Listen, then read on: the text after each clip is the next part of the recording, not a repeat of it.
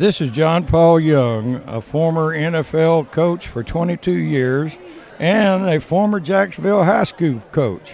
You're listening to the Fighting Indian Football on JHS-sports.com. Good evening, ladies and gentlemen, and welcome in to historic Tomato Bowl, downtown Jacksonville.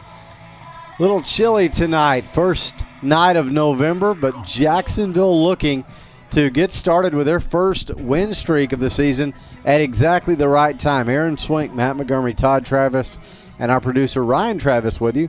Glad you're with us on JHS-sports.com. Also, if you'll be joining us on our external links, we are working on getting, I think, the Facebook link up and going. Ryan Travis, is that right? Give us like 10 seconds. I have to stop the broadcast, and then we'll get back up. All right, we'll be back.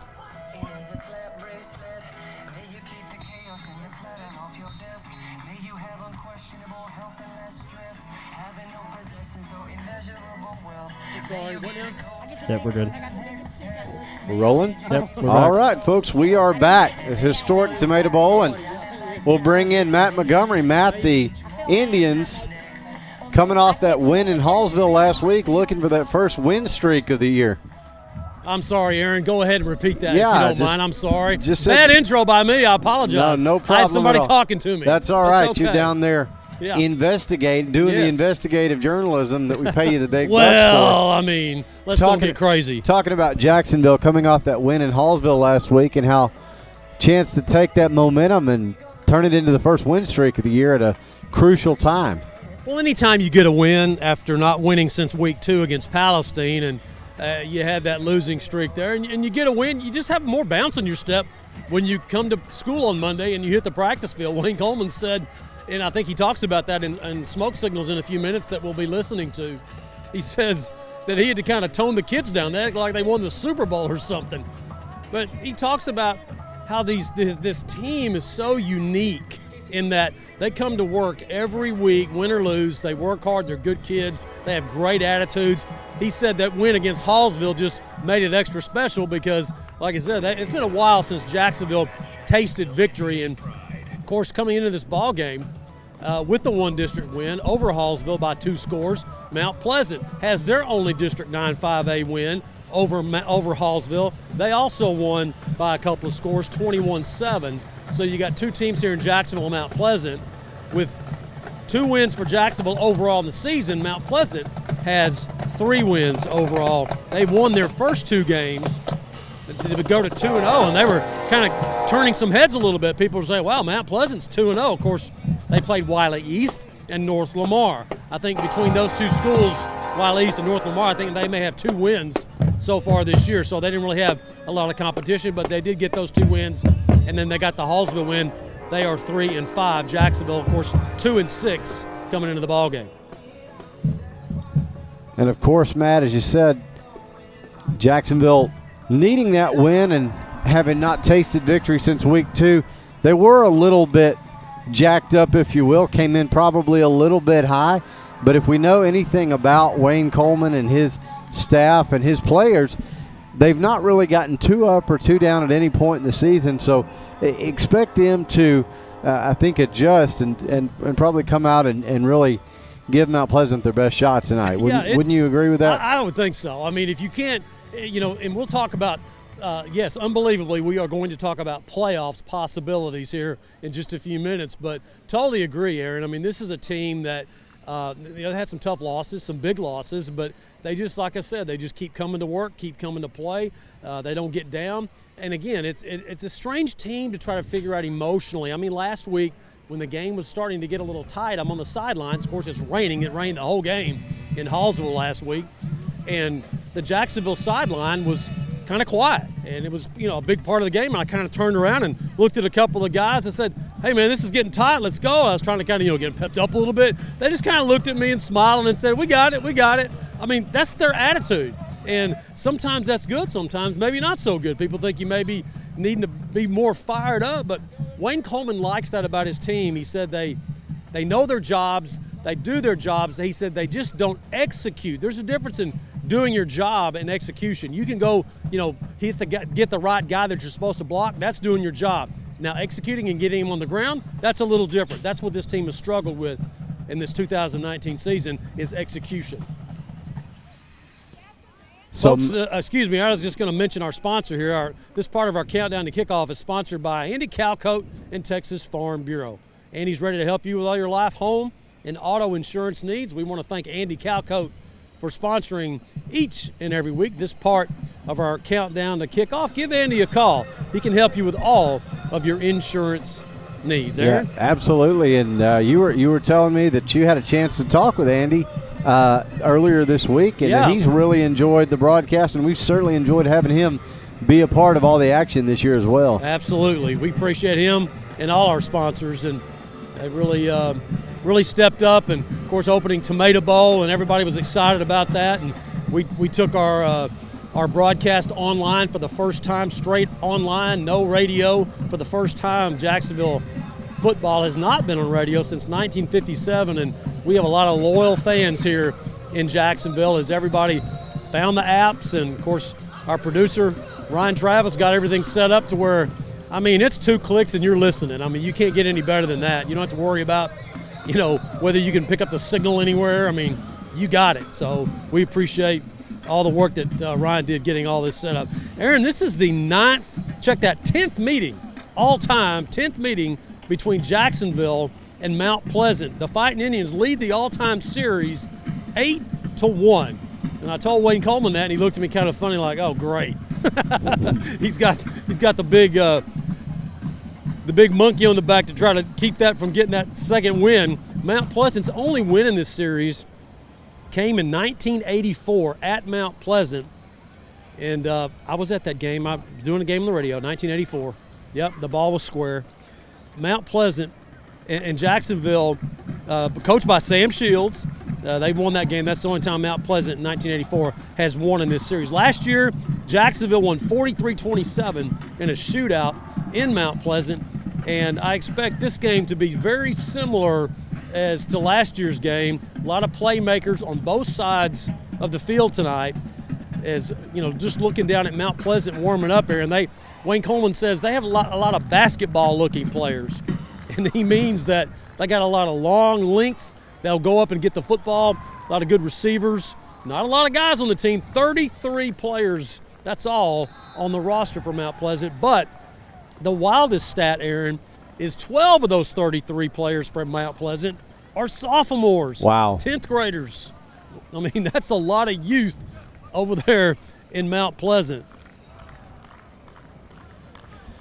We were talking about that in pregame prep, Matt, that obviously it's a small roster. They're not very deep. They got a lot of guys that can go. They really do, and of course they have a lot of great athletes. And Caleb Jones, the running back, he's a junior. He's a player. Caleb Thompson, their quarterback, 6 foot, 180-pound senior. He's a 3-year starter for Mount Pleasant. So, this is a team that can do some things. And Richie Pinkard, the head coach at Mount Pleasant, said before this football game that, he understands where his program is right now. It's about numbers. And at the 5A level, when you're trying to get kids to come out to stay out, to stay eligible, not fail, you have grade problems and you have discipline problems. And this is that time of year where, there's a lot of attrition. And just last night, I was here at Tomato Bowl watching the freshman game, which, by the way, Jacksonville's freshmen defeated Mount Pleasant last night. I think it was 36-18, and Mount Pleasant scored with like 30 seconds to go in the game to get their last touchdown. Mount Pleasant suited out 19 kids on their freshman unit. Wow. I mean, that's at the 5A level, that's tough. I mean, and Jacksonville had, started the season with about 44 players on their freshmen. That's a good number. That's the highest number since Wayne Coleman's been in Jacksonville at the freshman level. And now, with grades and attrition, injuries, things that, wear down. I mean, they're down to about, 27, 28 players. But still, I mean, 18 players, wow, that's tough. And that's what Richie Pinkard's been fighting in Mount Pleasant since he's been there his 3rd year. So it is week 9 of the season, which is hard to believe, Matt. It seemed like we talked about this last week. It seemed like we just opened Tomato Bowl with Carthage a few weeks ago. Aaron, I've already told you this. The older you get, the faster time goes. That is true. Yeah. I mean, you got a ways to catch me, but still, it does feel that way. It seemed like just the last couple of weeks ago, it was 90 degrees at game time, and we were opening up Tomato Bowl against Carthage, the number 1 team in the state in 4A. It has flown by. So it is week 9, and we mentioned this a moment ago, and let's just go ahead and talk about this now. How much more time we have? I don't have my watch on. Or 5 minutes to smoke signals. Okay, we got plenty of time. 5 minutes. All right. Yeah. So obviously Jacksonville 2-6, 1-4 in district, 1-5. Excuse me. And you are thinking, how can Jacksonville make the playoffs? That is absolutely crazy. Yes, folks, it is possible, but a lot of things have to happen. So let me give you the quickest scenario. So Nacogdoches has 1 win. Jacksonville has 1 win. Lindale has 2 wins. Mount Pleasant has 1 win. So obviously I'm talking about the 4th playoff spot in 9-5A. So tonight it's Jacksonville versus Mount Pleasant, obviously, here at Tomato Bowl. Nacogdoches is hosting Hallsville, and Pine Tree is hosting Lindale. So for Jacksonville to have a shot, number 1, this has got to happen tonight. Pine Tree must beat Lindale. If Pine Tree beats Lindale tonight, Jacksonville is officially eliminated mathematically. So let's say Lindale loses to Pine Tree. Let's say Nacogdoches wins their last 2 ball games, and that gives them 3 district wins. Lindale loses tonight and then comes to Tomato Bowl next week. Jacksonville obviously beats, I'm saying they beat Mount Pleasant tonight. Are you with me, Aaron? Did you fall asleep? I got you. Did you fall asleep? No, I'm just, all right. Again, I've got my shoes off now. I'm doing the math and all that. All right, so good. So if Jacksonville beats Mount Pleasant tonight and all those other things happen, Lindale comes to Tomato Bowl next week. And if Jacksonville beats Lindale, they would have, combined with tonight's win, that'd give them 3 district wins. Lindale would still have 3 district wins. If NAC wins out, they play Mount Pleasant next week. Does NAC, and they should win that game, but you never know. Let's say they do. They would have 3 wins. So now you got 3 teams with 3 wins. So what happens then? Well, Nacogdoches beat Jacksonville by 17 points. So that means Jacksonville would have to beat Lindale by more than 17 points because Lindale beat Nacogdoches by less than 17. You go to the highest score. Yeah, I don't have 17 toes, so this is a problem. So now that you got all that, the main thing is, I mean, obviously you got to win tonight. You got to beat Mount Pleasant if you're Jacksonville to have a shot. It's just you want to know that maybe there's a chance that you might get the taste of that postseason. There's your shot right there. May not happen. It all starts tonight here. The number 1 thing is you got to beat Mount Pleasant, but number 2, you got to have Pine Tree must beat Lindale. If Lindale beats Pine Tree, that will eliminate Jacksonville. Well, and if you're Jacksonville, Matt, I mean, obviously your focus is on yourself and on improving as a team, getting your wins, regardless of the rest of that stuff. Absolutely, and you hear a lot of coaches talk about. Bill Belichick says it, Nick Saban says it. Those are a couple of 2 successful coaches. Yeah, they're not bad. Yeah, they talk about the process a lot. They talk about take care of your business. It's about you. It's about how you play, okay? You can't control how the other team plays. They have to execute their game, and they got to do what they got to do. If you do what you do and you take care of your business, that's what teams got to do. Too many times these guys say, the big-time coaches say, teams worry too much about the other team and how they're doing. You worry about yourself and doing your job, and things should take care of itself. So it's going to be a cool night here at Tomato Bowl, of course. With a couple of days ago, it was spring baseball weather, and now we are into the winter season. As it was 26 this morning. Aaron, you were out working in it. Yeah, I think the lowest I saw was 29. Okay. 29. I think I was looking at the wind chill maybe. But it's about 50 degrees here now, and it's going to cool down about the mid-40s. The good news is unlike last week when the wind was blowing about 15 miles an hour out of the north, tonight it's pretty calm. There's not any wind at all. So that makes it a lot more pleasant, obviously. Folks, you're listening to the Countdown to Kickoff, sponsored by Andy Calcoat and Texas Farm Bureau. Andy's ready to help you with all your life, home, and auto insurance needs. Give Andy a call. He's ready to help you with anything that you need regarding your insurance. Andy, appreciate you sponsoring our Countdown to Kickoff this season. Absolutely, Matt, and it's just about 7 o'clock, and that means it's time for Smoke Signals. We'll hear from head coach Wayne Coleman. Smoke Signals is brought to you by All Smiles Dentistry. That's Dr. Larry Folden, Dr. Brad Westbrook, and Dr. Dylan Rutherford, and they are your hometown dental team, and we thank them for sponsoring all our conversations with Coach Coleman all year long, including smoke signals. So Ryan Travis will send it over to you. Dr. Folden, Dr. Westbrook, Dr. Rutherford, and their dental team at All Smiles provide a wide range of dental services. This includes cleanings, fillings, crowns, bridges, implants, and cosmetic dental care. Call and schedule your appointment at 903-586-0741.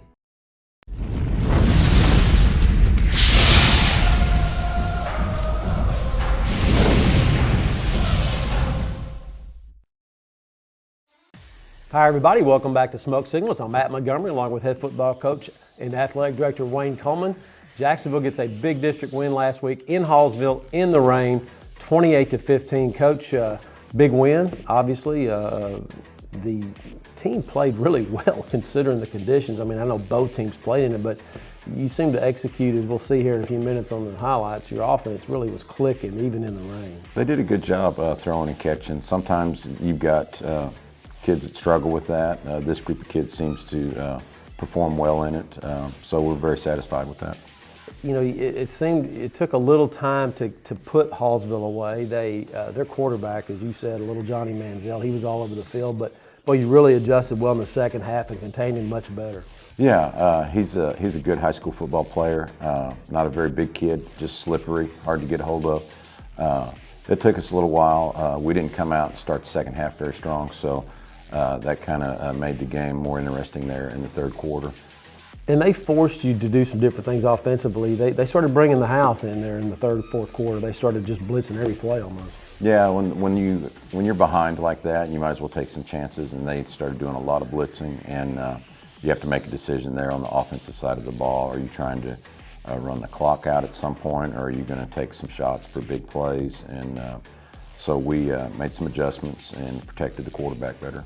Of course, in a game like that where it rained the whole game, it just continuous, and you came out running the football, and I guess that's kind of what you knew you had to do. Was that like a pregame adjustment, like we need to shift here because we know it's going to be raining? Yeah, it was kind of a deal of the Pine Tree mindset. A couple weeks before, we wanted to establish the run early and so to open up the pass later on, and Patrick did a good job of that. Well, we named the offensive line the offensive player of the game as a unit because they really did a nice job, and they just keep getting better every week. They do. They've gotten better every single week. We've got some young players on there, and it's going to be exciting to have some of those kids back next year. And the other thing is you got dinged up a little bit. I mean, there was a couple of guys that came out of the game, and some other kids stepped up and played well. Yeah, we're getting a little more banged up right now late in the season. We've been doing a lot of contact during practice. It's starting to take its toll on us a little bit. We're going to have to be smart in practice the next couple of weeks. Let's take a look at some of the highlights. Jacksonville's win over Hallsville. Of course, this is Clater to Tyrese for 9-yard touchdown. Nice zip on that slant. Yeah, good job there, Justin, cutting the route off short. Here's slant number 2 for the score. This one goes to Chris. Yeah, got a blitz coming from the backside. Chris makes a slant adjustment. Good job by Patrick getting the ball there. Here's the junior defensive tackle, Carson Cleaver, with a TFL. Carson's been really big for us. Looking at trying to play him both ways some next year. Coach, this is a big play. Steven Gallegos comes in and lays the wood. That's 4th down and 4. It's a big play to stop that drive. Yeah, on our end of the field, that might have saved us some points. Here goes Clater to Chris. Chris just nonchalantly just reaches up there and grabs it for the score. And that was an all-out blitz, and our O-line and running backs did a great job of picking it up. Here's a fumble recovery as Kennedy makes the hit and then jumps on the ball. Yeah, screen pass. Casey did a great job there. There's a powerful run by Aaron Richardson for 24. Aaron, when he gets going north and south, he's a load to bring down. He's a very powerful running back. And Coach, this sealed it right here on 4th and 1, Clater's zone read. Patrick, he's been running that play all year. Sometimes, you get 0, sometimes you get a bunch, and that was a big one for us. And then here's Tyrese Gibson, the senior, finishing it off with a pick. Yeah, we had them in a situation there late in the game. They had to throw the ball. We played some coverage, and Tyrese made the play. Of course, Patrick had a big game, 15 of 22, 68%, 195 yards, 3 touchdowns, no picks. And so he also had the 43 yards rushing. So big game by Patrick. And again, credit to the offensive line, picking up those blitzes and You kind of want it to rain every week if you're going to do stuff like that, huh? Yeah, really impressed with the way the kids totally blocked out the elements of the weather and just focused on executing. And there's some shots there, I mean, just in those few clips of the line and backs picking up the blitzes on max protection, and some great side adjustments by the receivers and quarterback cutting routes off short against the blitz. So really happy with the way they performed. Now it's Mount Pleasant coming to Tomato Bowl. You got your last 2 games here at home, and with a shot, some things can happen where your team can take care of business and maybe get some help and get in. Mount Pleasant, this is a team that started off really hot to start the season. People were thinking, hey, this team, and they ran into the district, and they've struggled as well. I think they have 1 win. 2 wins in district, okay. 1 in district. 1 in district, 2 overall, right. And so they're coming into Tomato Bowl. They have some athletes. They do. They're really pretty to look at. You look at them, they're long and lean, and look like they got the whole basketball team out there playing for them. Yeah, just like what they looked last year. Yeah. And so they've got some very athletic kids out there that can make plays. What do they do offensively? They're hard to defend because they'll jump in the spread one series and they'll come back and jump into kind of a modified wing tee with an unbalanced line the next series. So it's going to be a real challenge defensively just getting lined up correctly against them. So what kind of looks will you give them defensively for that? I mean, obviously you played the wing tee this year. The Palestine was the only game, right, and spread obviously everybody else. No, you've got to be able to adjust defensively and jump into a spread defense and then jump into a goal line defense when they wad things up tight. Probably a dumb question here, but do they have an athletic quarterback? That seems to be the theme this year. Always. Yeah, in our district, their kid is going to kind of fall right in the middle. He's a thrower and a runner. He's not the best thrower in the district. He's not the best runner in the district, but he is a good high school quarterback. Offensively, how will you attack them? They're going to, traditionally, they've been playing a lot of man coverage. So they're going to make us throw the football. They're going to load up and stop the run. Now, that's what they've done all year. They may watch us on video and change their plan. I don't know. We've got to be ready to execute either way. And Patrick's done a good job of the RPOs of giving the ball when he should and throwing it when he should. So we just got to continue to follow that game plan. Coach, you talked consistently, particularly here on Smoke Signals, about your attitude of your team and how they come to practice each week, and they just seem to, there had to be a bigger bounce in their step this week after the win. No doubt, almost to the point where you're like, hey, you need to settle down and get refocused here. We didn't win the Super Bowl, okay? And I know it's been a long time in between wins for them, so they're really excited. But we got to get focused back on the task at hand and really, hone in on Mount Pleasant in this week's game plan.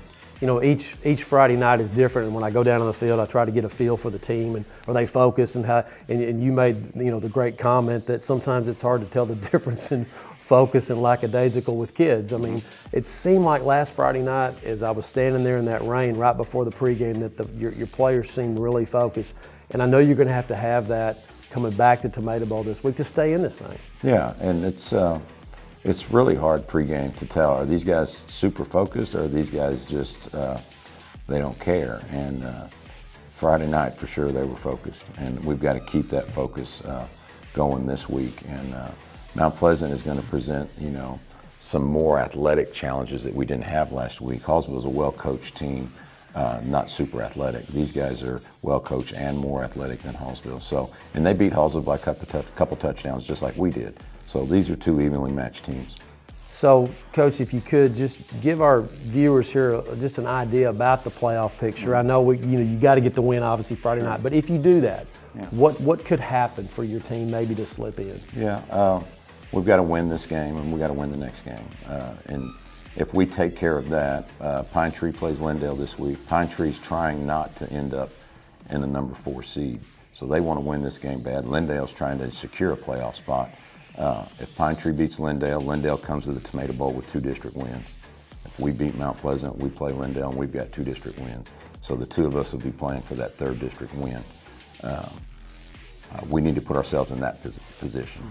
Meanwhile, Nacogdoches has got Hallsville this Friday, so they're trying to get their 2nd district win. So for us, we want to go into the last week of the season with us trying to get our 3rd win, Lindale trying to get their 3rd win, Nacogdoches trying to get their 3rd win.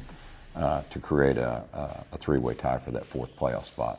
Then after that, you start looking at point tiebreakers and that kind of stuff. And we could go over, flips. All kinds of stuff. Well, thanks for explaining that, because I know people are thinking, we still have a shot at the playoffs. Yes, you do. In this kind of a district, and you kind of had some separation from the top teams and the lower tier teams, so that enables those lower tier teams to fight it out for that fourth spot, and you're still in it. If you get this win Friday night, you go into that game, Lindale, Yeah, and that's where the kids' positive attitude all season comes into play, because a lot of teams would give up after a long stretch of playing some tough people and having some losses. But these kids have come to work every day, and it's a great life lesson. You know, there's going to be those tough times in life that you can't let it get you down. You got to keep grinding, and these kids have done that, and hopefully the life lesson continues, and we keep having something to play for after this Friday. So the focus is Mount Pleasant Friday. Talk about keys to the game to get the win. We've done a really good job of establishing our run game lately, so we got to keep doing that. Now, they may just say, no, you're not, and load the box and play straight man. If they do that, we're going to have to hit the home run shots. And we haven't had to do that lately, throw that many deep balls, but they may force us to do that. And if we do, we've got to execute. Defensively, can we get lined up to all the formations? Lots of different looks they're going to give us. So we just got to get lined up. If we get lined up right on defense, we can play with these guys and we'll be fine. But that's the key. Get lined up on defense and take advantage of the big plays they're going to probably offer us on offense. So it's Jacksonville versus Mount Pleasant back at Tomato Bowl. We'll be on the air at 6:45 on jhs-sports.com. Hope to see you at Tomato Bowl. For head coach Wayne Coleman, I'm Matt Montgomery. We'll see you next time right here on Smoke Signals.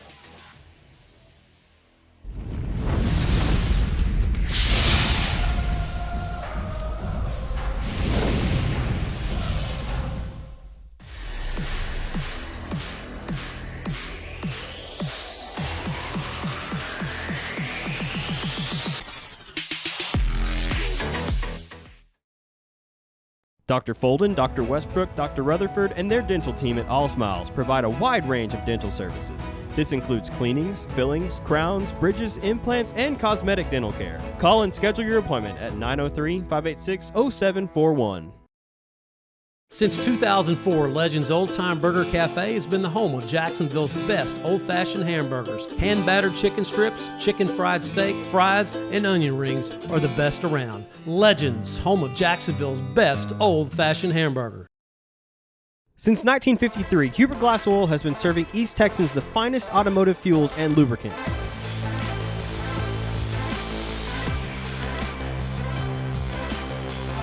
Hubert Glass Oil Company, the clear solution for your business. Bill McRae Ford has been serving East Texans since 1976. They can help you find the best deal on a used car, or if you're ready to purchase something new. Open Monday through Saturday. Bill McRae Ford. Come see us. Dr. Darwin Dar and his staff at Dar Chiropractic specialize in family chiropractic care, exercise rehab, digital x-rays, nutrition and weight loss programs, decompression, and chiropractic wellness care. Located down the street from the Tomato Bowl, Dar Chiropractic. They can help you feel better.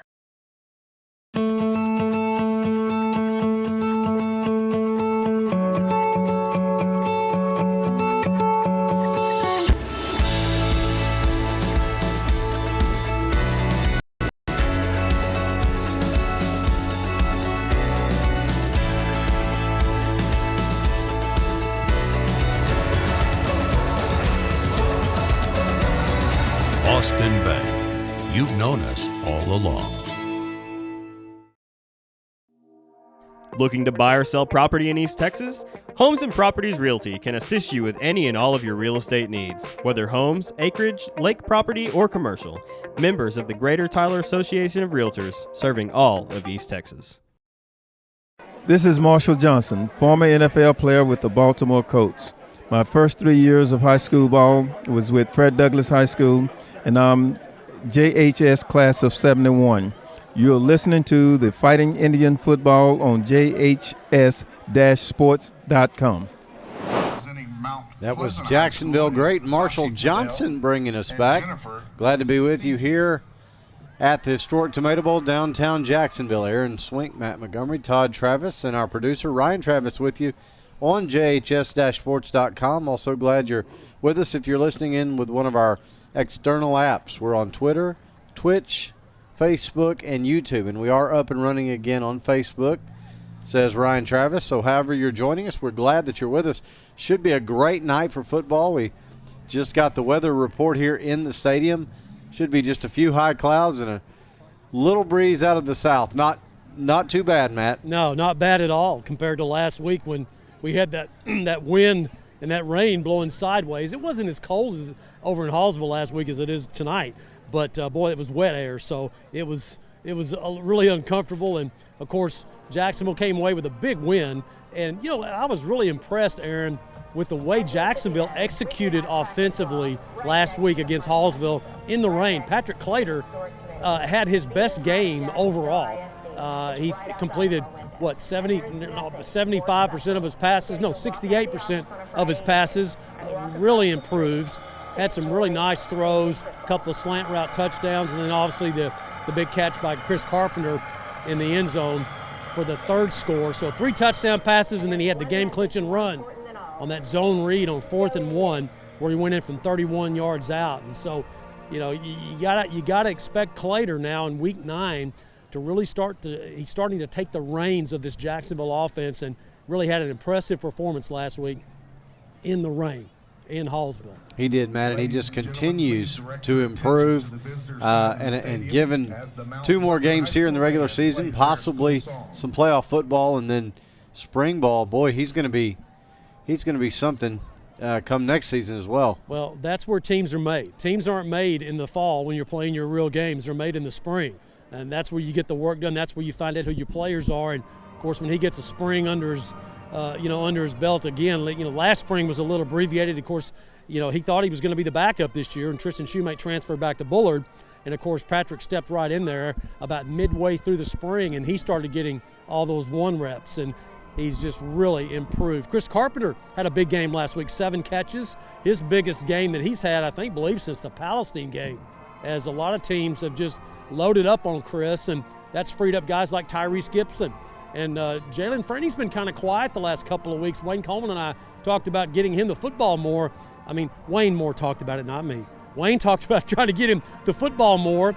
But, you got guys that step up like Tyrese, and he's getting it done. And you got, obviously, Chris and Isaiah Mallard starting to get the ball thrown to him some.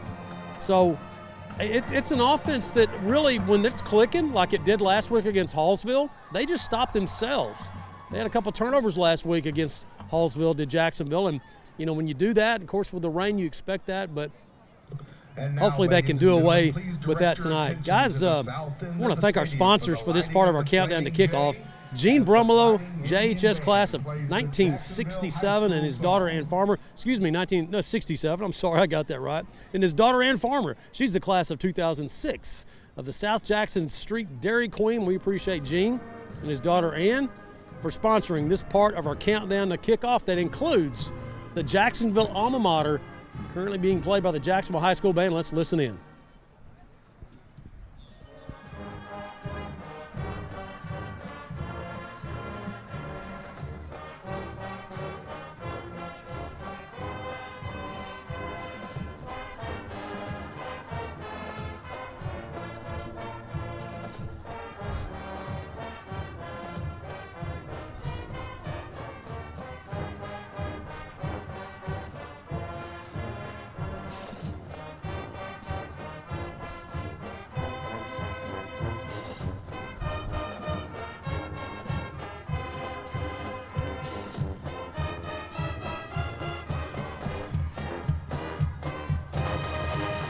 Jacksonville High School Band under the direction of Donnie Barrier, coming off their Division I rating down at Stephen F. Austin University a couple of weeks ago. Tomorrow, great performance down there at Homer Bryce Stadium with our alma mater. Teams now starting to come out of their respective locker rooms, and Jacksonville will come out of that run-through helmet that looks a lot like the helmets they have with that Indian headdress spread out. Mount Pleasant, good-looking tiger over there, isn't it, Aaron? It is. It's a nice run-through. Got the teeth sticking up from the bottom and the top. That makes it look pretty gnarly there. Yeah, I like that. Of course, Mount Pleasant, it was a real power back in the 70s and the 80s, and just like a lot of East Texas towns, they were hit by a lot of economic changes, particularly Lone Star Steel, and that when that shut down, that was a big blow to that community. And so you saw Mount Pleasant start to kind of drop off a little bit population-wise. And, of course, that when that happens, it affects your athletic teams as your school starts to, lose some population clearly. And so they've struggled, and they're one of the smaller schools in 5A, along with Jacksonville and Lindale. So the numbers have been turned in, by the way, the snapshot, if you will. And I believe Jacksonville was at 1270. Our school board member on our broadcast, Todd Travis, may know more about that than me. I'm not sure what the exact number was. The cutoff for Class 5A on the last realignment, which we'll have another one in February, was 1150 for Division II, and then, of course, 1750 for Division I. So Jacksonville is, right at that lower tier, as is Lindale and Mount Pleasant in that ranking. And White House is actually down in the lower tier now. I saw their snapshot was a little bit lower last time than what I expected it to be as well.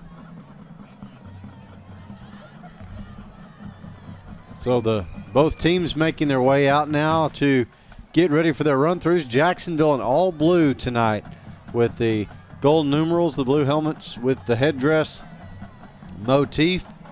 Some of the best in Texas. We talk about it seems like every week, Matt, but a great look. And Mount Pleasant all in white with black trim and the black helmets with the Tiger logo. Yep, good-looking helmets. I like those Mount Pleasant Tiger helmets.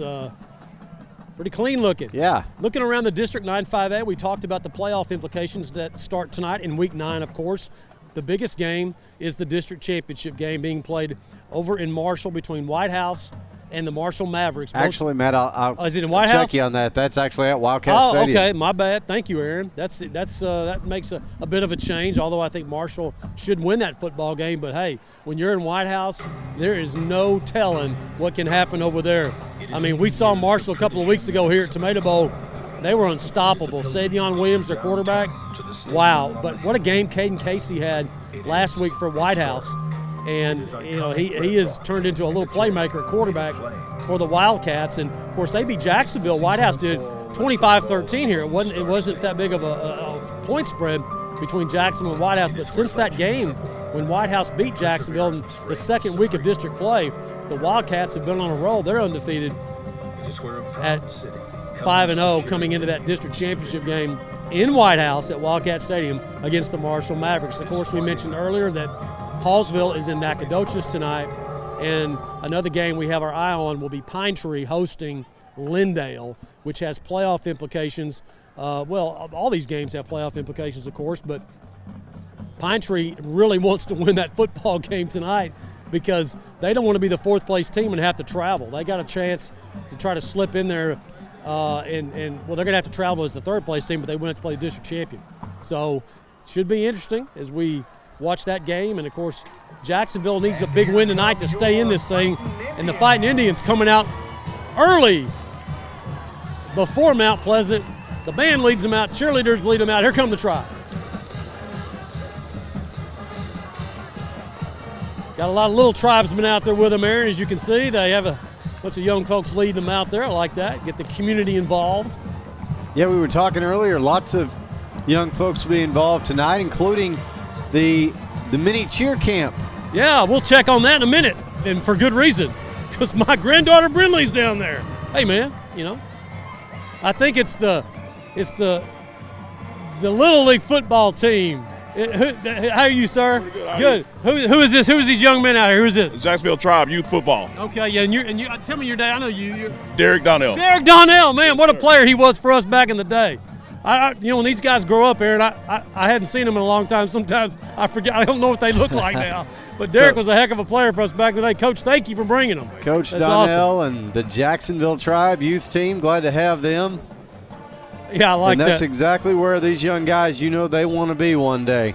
Yeah, they're out there at midfield with players. What's really cool, the players are walking them back to the respective side, the sideline over here with their coaches, and these young men, the youth program, they're going to line up with the Jacksonville team for the national anthem. How cool is that for these guys? They're all waving at their dad and their mom up in the stands. They're excited. Gentlemen, please remove your caps as we honor our country and those who protect our freedoms both at home and abroad. Tonight, the flags are being raised by members of the Boy Scout and Cub Scout Troop number 403. Please join the Jacksonville High School Fighting Indian Band under the direction of Mr. Donnie Barrier as they play our national anthem.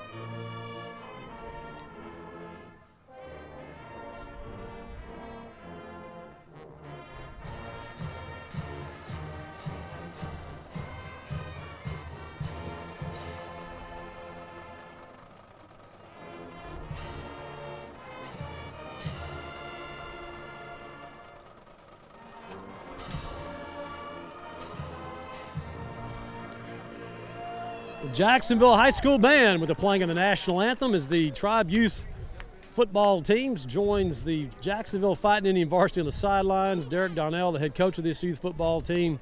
Boy, he was a heck of a player back in the day with Danny Long. I remember him. As teams now will get set to send their captains out for the toss of the coin. Jacksonville has won the flip the last few weeks, and hey, buddy. And we'll see if they did that before game or if it was, let me find out here. Yeah, they've already flipped, so I'm not going to make the walk out there. You see how lazy I'm getting? I find out if they're going to really toss the coin, and Jacksonville won the toss, and they will receive. Well, that's all right, Matt. It's week 9. Yeah, I'm tired. You've put in a lot of work. All right, team now leaving the field. Good job, everybody. Way to go, way to go. Good job. Yeah, hey. Way to go. Yeah. Say something, hey. Hey, say something, say hey. I can't get these guys to talk. They won't say anything. They're shy. They're focused. Yes, they're all focused. Business. All business. Exactly. So the ceremonial toss of the coin there at midfield, as we know Jacksonville's already won the toss. They already did that. Indians will receive. Jacksonville will be defending the north end zone, going from left to right. The train end, if you're familiar with Tomato Bowl. Yeah, that's right. The railroad end, if you will. Folks, this part of our countdown to kickoff as we get closer and closer to starting this football game is sponsored by our good friends Gene Brumbelow, class of 67, and his daughter Ann Farmer, class of 2006. They're the South Jackson Street Dairy Queen. We appreciate Gene and his daughter Ann for sponsoring this part of our countdown to kickoff. It is week 9, and Jacksonville still has a chance, yes, to make the playoffs. You know, Aaron, just a lot of people ask me, how is that possible, you know, given the year that Jacksonville has had as far as some of these scores, you look at the Carthage game, the Henderson game, the Marshall game, so, you know, some pretty big losses there, and you lost by, 17 to Nacogdoches. You know, when you have 4 teams going to the playoffs now, when you have an 8-team district, that's a lot of teams going to the playoffs, so a lot of things can happen. Look at Rusk. I mean, Rusk I think they're in the playoffs. They've won 2 district games with 2 to go, and I think they're in because it's a 5-team district. That's right. So they started off 0-6 did Rusk, and they won their first 2 district games, just like last year when they ran the table, and Joel Hancock, former Fighting Indian for Jacksonville head coach, made the playoffs. So we're set to go here at Tomato Bowl, week 9, Jacksonville and Mount Pleasant. Back deep, Freeney, Carpenter for the Fighting Indians, as Mount Pleasant will tee it up. It's Josh Gongora, the junior, will tee it up for the Mount Pleasant Tigers as the official's now waiting to get it set. Not sure what he's waiting on. As we have Looks like the clock seems to be in good shape. Maybe it's something with the chains. I don't know. You see the official standing by the football there, Aaron? Yes. Everybody's ready to go, and he's holding play up, so I'm not sure what the problem is. Interesting. Possibly a clock issue, maybe. I don't know. Well, they have 12 on the clock, and everybody seems to be ready to go. Looks like we're ready to go. So. No, they're fixing the chains down there. I thought that was what I do. It's usually the chains. Yeah. Well, I was here at the sub-varsity game last night, the freshman game, and they didn't lay the chains down on somebody went out of bounds and bent it up pretty good. So I don't know if that's I see them over there. Yeah, I'm not sure what they're fixing, but the white hats over there. It was bent up pretty bad last night. Maybe they had to get something out of the box, and they're having to unravel it. Of course, we went to the digital down marker, which is, of course, you would expect in this high-tech tomato bowl that on the remodel that you would have something like that.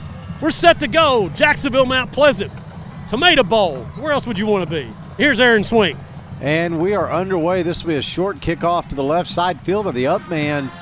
And he makes one miss and two down to about the 30. Aaron Richardson. As Richardson, and that's where Jacksonville will start the night. So Richardson catches it about the 25 of Jacksonville and settled under it well and made a nice 6-yard return. So the Fighting Indians will start their opening drive at the 31. It'll be Patrick Clater, the junior. Had a big week last week, 3 touchdown passes and ran for 1. He'll be joined in the backfield by Aaron Richardson, the bruising senior running back. We'll have 2 receivers right, 1 left. Will Clater now men in motion right to left is Gibson. Handoff is to Richardson, though, up the middle. Nice. He goes all the way out to the 39-yard line as he made 1 cut and went straight up the field. And it was Marco Nunez getting that clearing block for Jacksonville. And boy, and Zalatil Antonio, the junior guard, also kicked out the nose tackle. And Richardson, nice job of reading that for an 8-yard gain. 2nd and 2, pushes the ball out to the Jacksonville 40. Jacksonville will be in a shotgun formation all night in the spread offense as Clater hands off to Richardson, and he will fight his way back around the original line of scrimmage as Mount Pleasant had that one snuffed out pretty good. Yeah, they were right there. It was Mount Pleasant. It's number 45. That is Hagan Holloway with the tackle, a senior, 5'10", 180. And this is a Mount Pleasant team that actually for the first time, it looks like Jacksonville may actually have the size advantage, Eric, on that offensive line. Of course, Kobe Anderson, the Jacksonville right guard, he's 310 pounds, and Aiden Gay, the sophomore center, at 260. So 3rd down, we'll call it 2 to go for Jacksonville. Clater takes the snap, hands off to Richardson again. Looks like he will have the Bill McRae Ford first down as he gets just beyond the marker. That last little push by Richardson got it. I thought he was going to try to dance to the outside, and boy, you got to get up in that B gap right there, and he did. And he gets the first down for Jacksonville. The first Bill McRae Ford first down, Aaron, as you just said. 42-yard line for the Fighting Indians on their opening drive here at Tomato Bowl. Indians will go with 3 receivers right, 1 to the left. This time as Clater will fake a handoff, zone read keeper up the middle. He goes, and he'll be out near midfield. Call it about the 48. And you saw that play last week go for a score. You don't see as much of we haven't seen much of a zone read, I should say, with Patrick Clater in 2019. And there's good reason for that. Jacksonville just doesn't have the depth at quarterback that, it's not that he's trying to protect Patrick that much, but, when you dive in 9-5A and you start going and gets those 300-pound defensive tackles, you do kind of want to protect them. Clater now hands off. Richardson tries to cut and dance outside, and not much there. He'll slip. Will Richardson right about the 45-yard line. He bounces up the field for about 2 more. Christian Cervantes, the senior, makes the tackle for Mount Pleasant. 3rd down, 4 now for Jacksonville. The football just inside Jacksonville territory at the 49.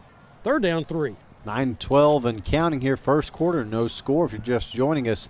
Clater hands off to Richardson up the middle. He goes. He's at midfield, but he will be stopped short of first down yardage. Well, is there a question that Wayne Coleman is really trusting his offensive line this opening drive, wanting to set the tone? Last week, Jacksonville offensive line was our offensive players of the game. And it's 4th down 1. Richardson will pick up about 2.5. So Wayne Coleman will keep his offense in the game as the ball is just over the 50 at the 49 of Mount Pleasant. 4th down conversion attempt for Jacksonville on 4th and 1. And here comes a train. Jacksonville looking to convert. 2 receivers left, 1 right. Now man in motion slot, but the keeper is Clater. Close. He's going to be very close. He may just have it. Boy, he lunged, left his feet and kind of dove for it, and it is going to be a Jacksonville first down. Good spot. I thought Clater's knee kind of hit before the ball came down, but apparently not. So the officials give Jacksonville a Bill McRae Ford first down.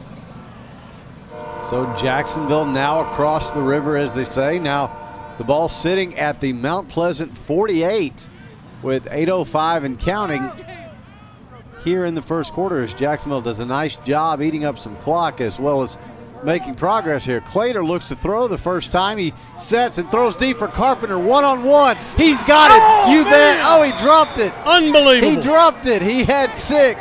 Oh, he was right in his hands. I mean, it could not have been a better throw. He had his man beat by 5 yards, and about the 2-yard line, it hit him right in the breadbasket, and he just dropped it. What a throw by Clater. Oh, you don't see Carpenter do that ever. And he is very upset with himself. Incomplete, 2nd down 10. Jacksonville loses one there. Ouch. He had his man so thoroughly beat, I might take another shot if I'm Clater.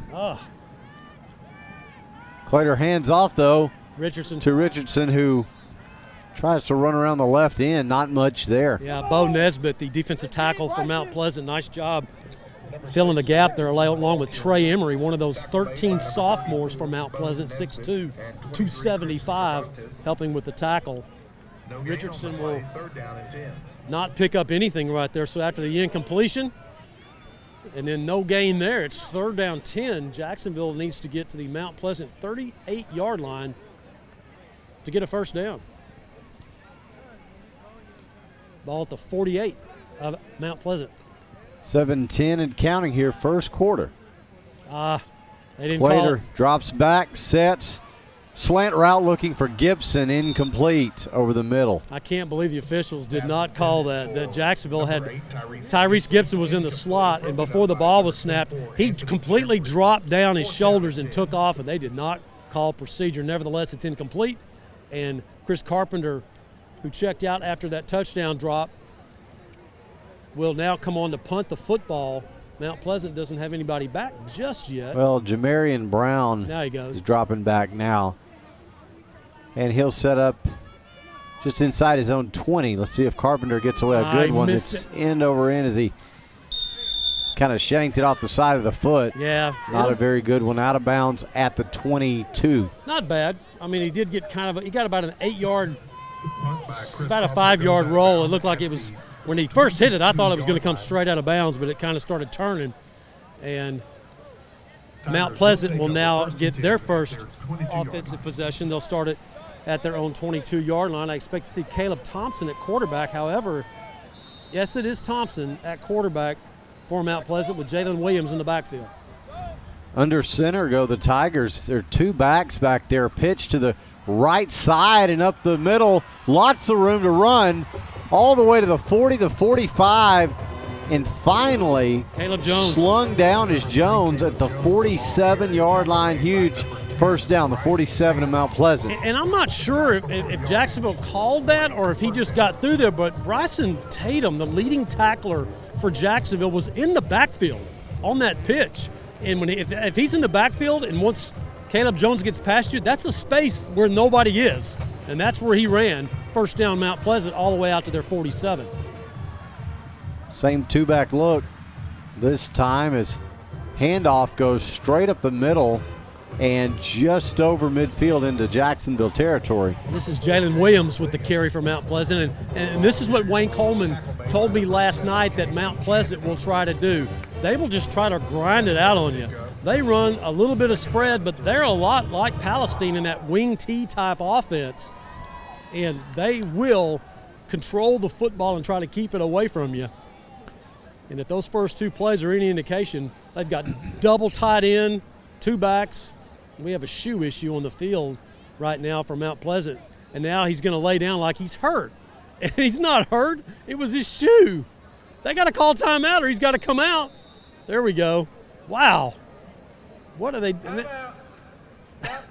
Now that is a waste of a timeout. You lose your shoe, come out of the ball game. Yeah, there's the timeout. If I'm Richie Pinkert, I'm not very happy about having to take that one. No, I mean, then he laid down like he was hurt. And Jacksonville coaches said, whoa, wait a minute now. He's not hurt. And the kid popped up, and now he's putting his shoe on. So. Well, again, Mount Pleasant doesn't have a whole lot of depth either. So, again, if you can buy any time, I'm sure you want to try to do that. Well, you know, Jacksonville, we talked about timeouts and having to take them at odd times, and then sometimes Jacksonville's called a timeout and they don't have the right people, and they're asked Wayne Coleman about that this week, guys, like I told you that I would. And he said that sometimes the players aren't listening to you when you're in those huddles. I went, you're kidding. You mean sometimes teenagers don't listen to you? You mean to tell me that high school students don't listen? He said sometimes they're just not listening. 2nd and 5, back to play for Mount Pleasant. So Jones and Williams are the backs as the handoff this time is around the right end and a big gap over there all the way down inside the Jacksonville 40, first down yardage. Yeah, Stephen Gallegos cannot tackle Jalen Williams like that. I mean, Gallegos had him stopped before the first down marker. He went in, lowered his shoulder, and that's all he did. He didn't try to tackle him. And Stephen Gallegos has had a heck of a year as a senior, but not right there. You got to wrap up. You can't just pop them with your helmet. Ball sitting at the Jacksonville 37-yard line as handoff this time coming left side and able to stretch and get the corner is Caleb Jones. Did it again. For a moderate gain. And Kenny Kennedy, the defensive coordinator, is letting Stephen Gallegos have it right now. That's the second play in a row that Gallegos has come up, been in position to make the tackle, and he just bumps him. I mean, he just goes in there and says, I'm going to throw my 150 pounds at you and try to knock you down. Well, guess what? You're not going to do that on a 180-pound running back like Jalen Williams. He just bumped right off of him and picked up 4. 2nd and 3 at the Jacksonville 29. Motion on the line as the Tigers try to shuffle their two tight ends now. Rolling out right, throwing for the end zone, incomplete. Well, this is old school football right there, as the Mount Pleasant Tigers had 2 tight ends and 1 wide receiver. Everybody else was in the backfield, and the 1 wide receiver went all the way across the field from the left side, and they rolled him out, the quarterback. Again, look, just like 1969 right there. It's the Mount Pleasant Tigers doing stuff that we don't see a lot anymore, and here they are again with an unbalanced line, 2 running backs, both of them with 3-point stances. And now the handoff. Nice. And good coverage by Jacksonville as Caleb Jones couldn't get going before he was popped. Yeah, good tackle by Alonzo Almazan. And also Gallegos coming in and chopping him up. So it's 4th down and 1. So Jacksonville converted their 4th down conversion earlier. Mount Pleasant now has their first 4th down conversion opportunity at the Jacksonville 28-yard line. And they've kept their offense in the game here. And I would too, the way they've been running the ball.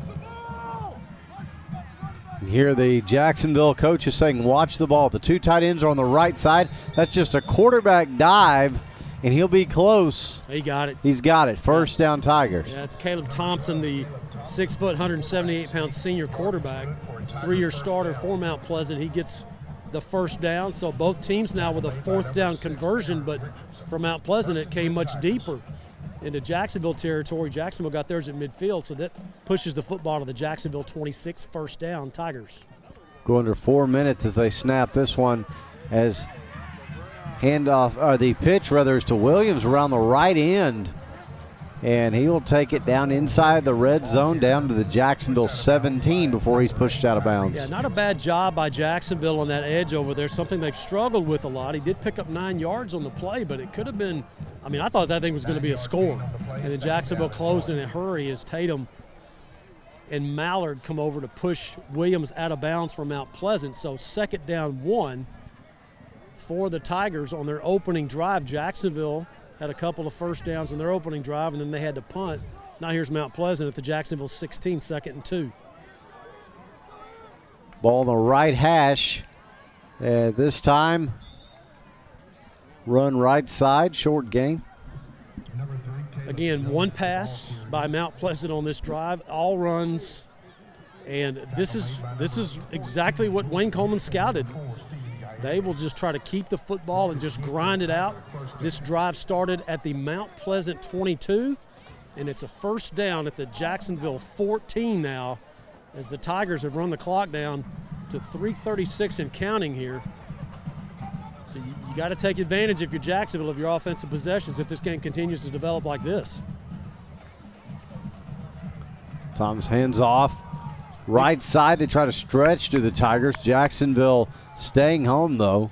Ed Wilder, a sophomore from Mount Pleasant, with a carry on the, tried to stretch that thing out, and Jacksonville, nice job. Loss of about 2 yards for Mount Pleasant. Will push it back to the 15 of Jacksonville as we head toward the 3-minute mark of this first quarter. No score, but Mount Pleasant in the red zone, looking at 2nd down, 12 to go. Receiver is on the left side here as Thomas will pitch to the left, and some blockers out there, and they'll take to the 10 and now cut back right, looking for some more yardages. Jones, as he's down to the 7.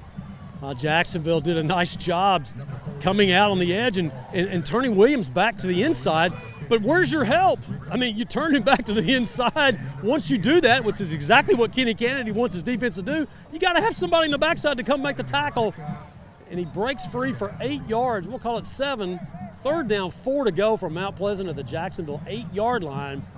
Boy, good execution defensively. He just didn't finish it off there in the middle. So 2:10 and counting. 6 seconds on the play clock for the Tigers. Pitch is right side this time. Head down, running inside the 5 for Williams. It's going to be 4th down and about 1 yard to go, Aaron. 5-yard line, just outside the 5-yard line of Jacksonville in this north end zone, as the Tigers already have 1 4th down conversion. They'll keep their offense in and go for their 2nd conversion. So Jacksonville looking to have a bend but not break drive here, needing a stop. Get some penetration here.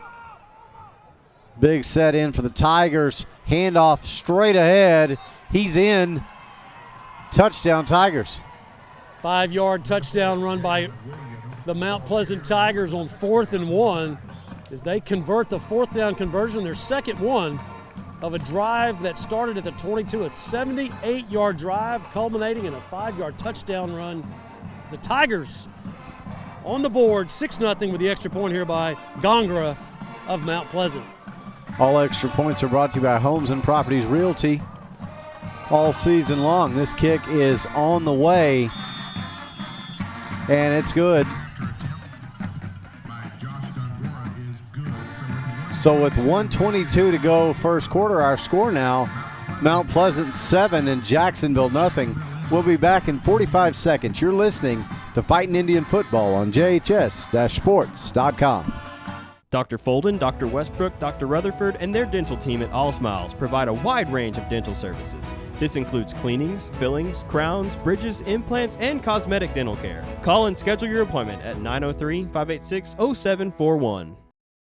Bill McRae Ford has been serving East Texans since 1976. They can help you find the best deal on a used car, or if you're ready to purchase something new. Open Monday through Saturday. Bill McRae Ford. Come see us. And we are back live at the historic Tomato Bowl. 1:22 to go first quarter. Mount Pleasant now leading Jacksonville by a score of 7-0 with the long Mount Pleasant scoring drive summary. Here's Todd Travis for the first time tonight. Todd? It was a 13-play drive, covered 78 yards, finishing with a touchdown, putting the Tigers up 7-0. Fair and catch. a short kick, fair caught Tyrese. by Gibson.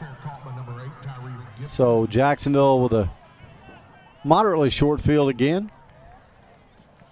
Well, you got to take advantage of, just like I talked about before that Mount Pleasant touchdown. They're just going to keep the football and grind it out on you.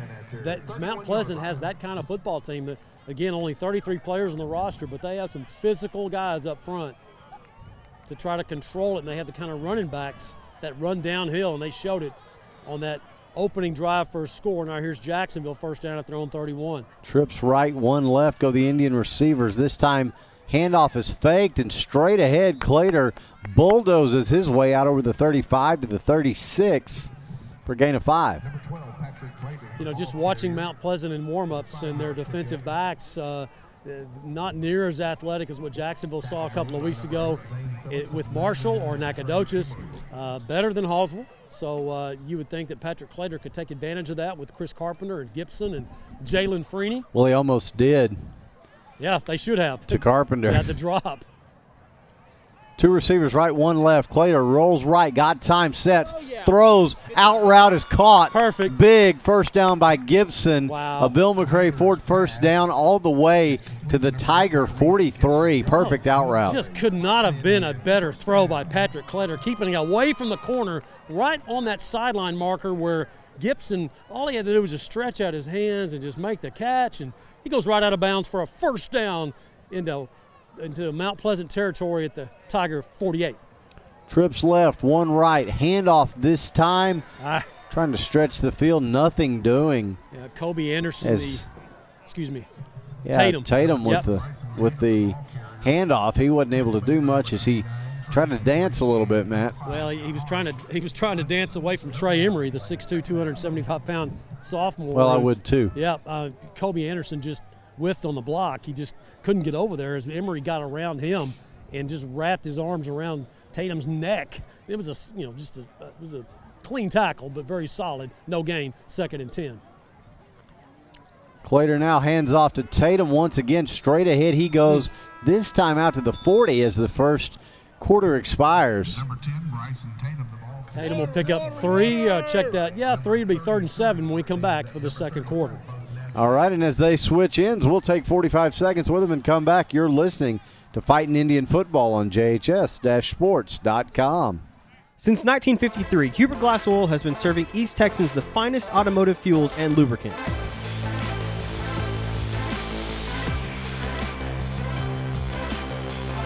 Hubert Glass Oil Company, the clear solution for your business.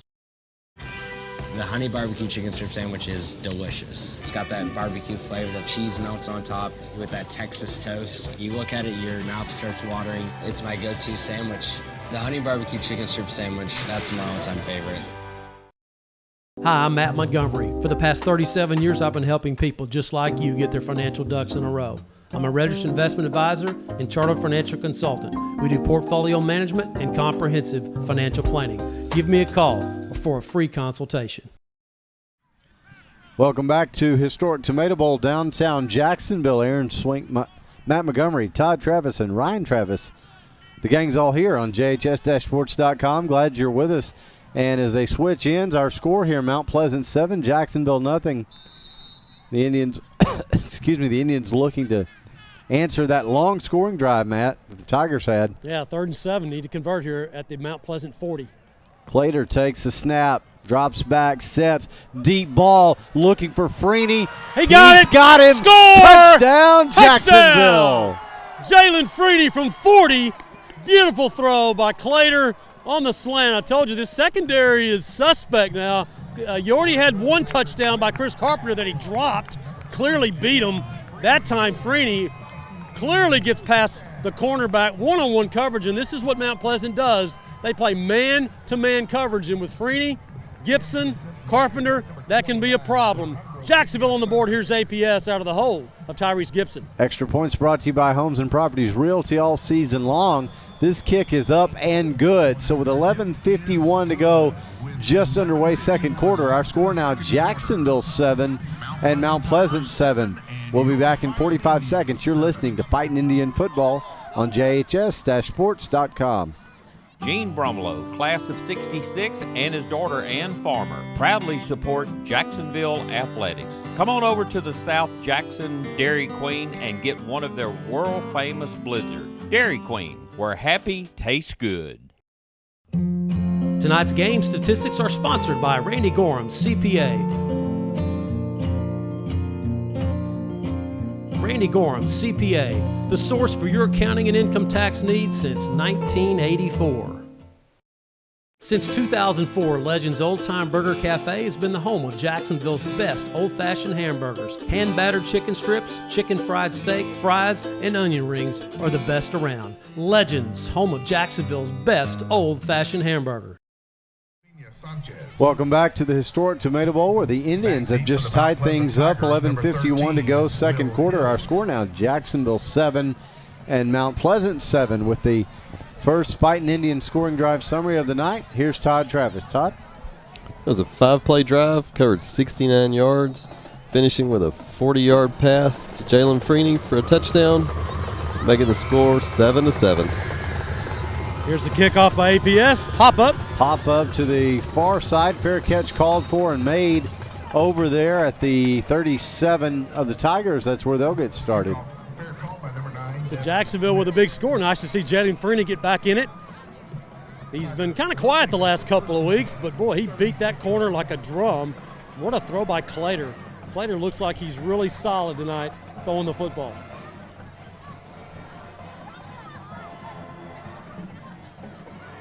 So here's Mount Pleasant.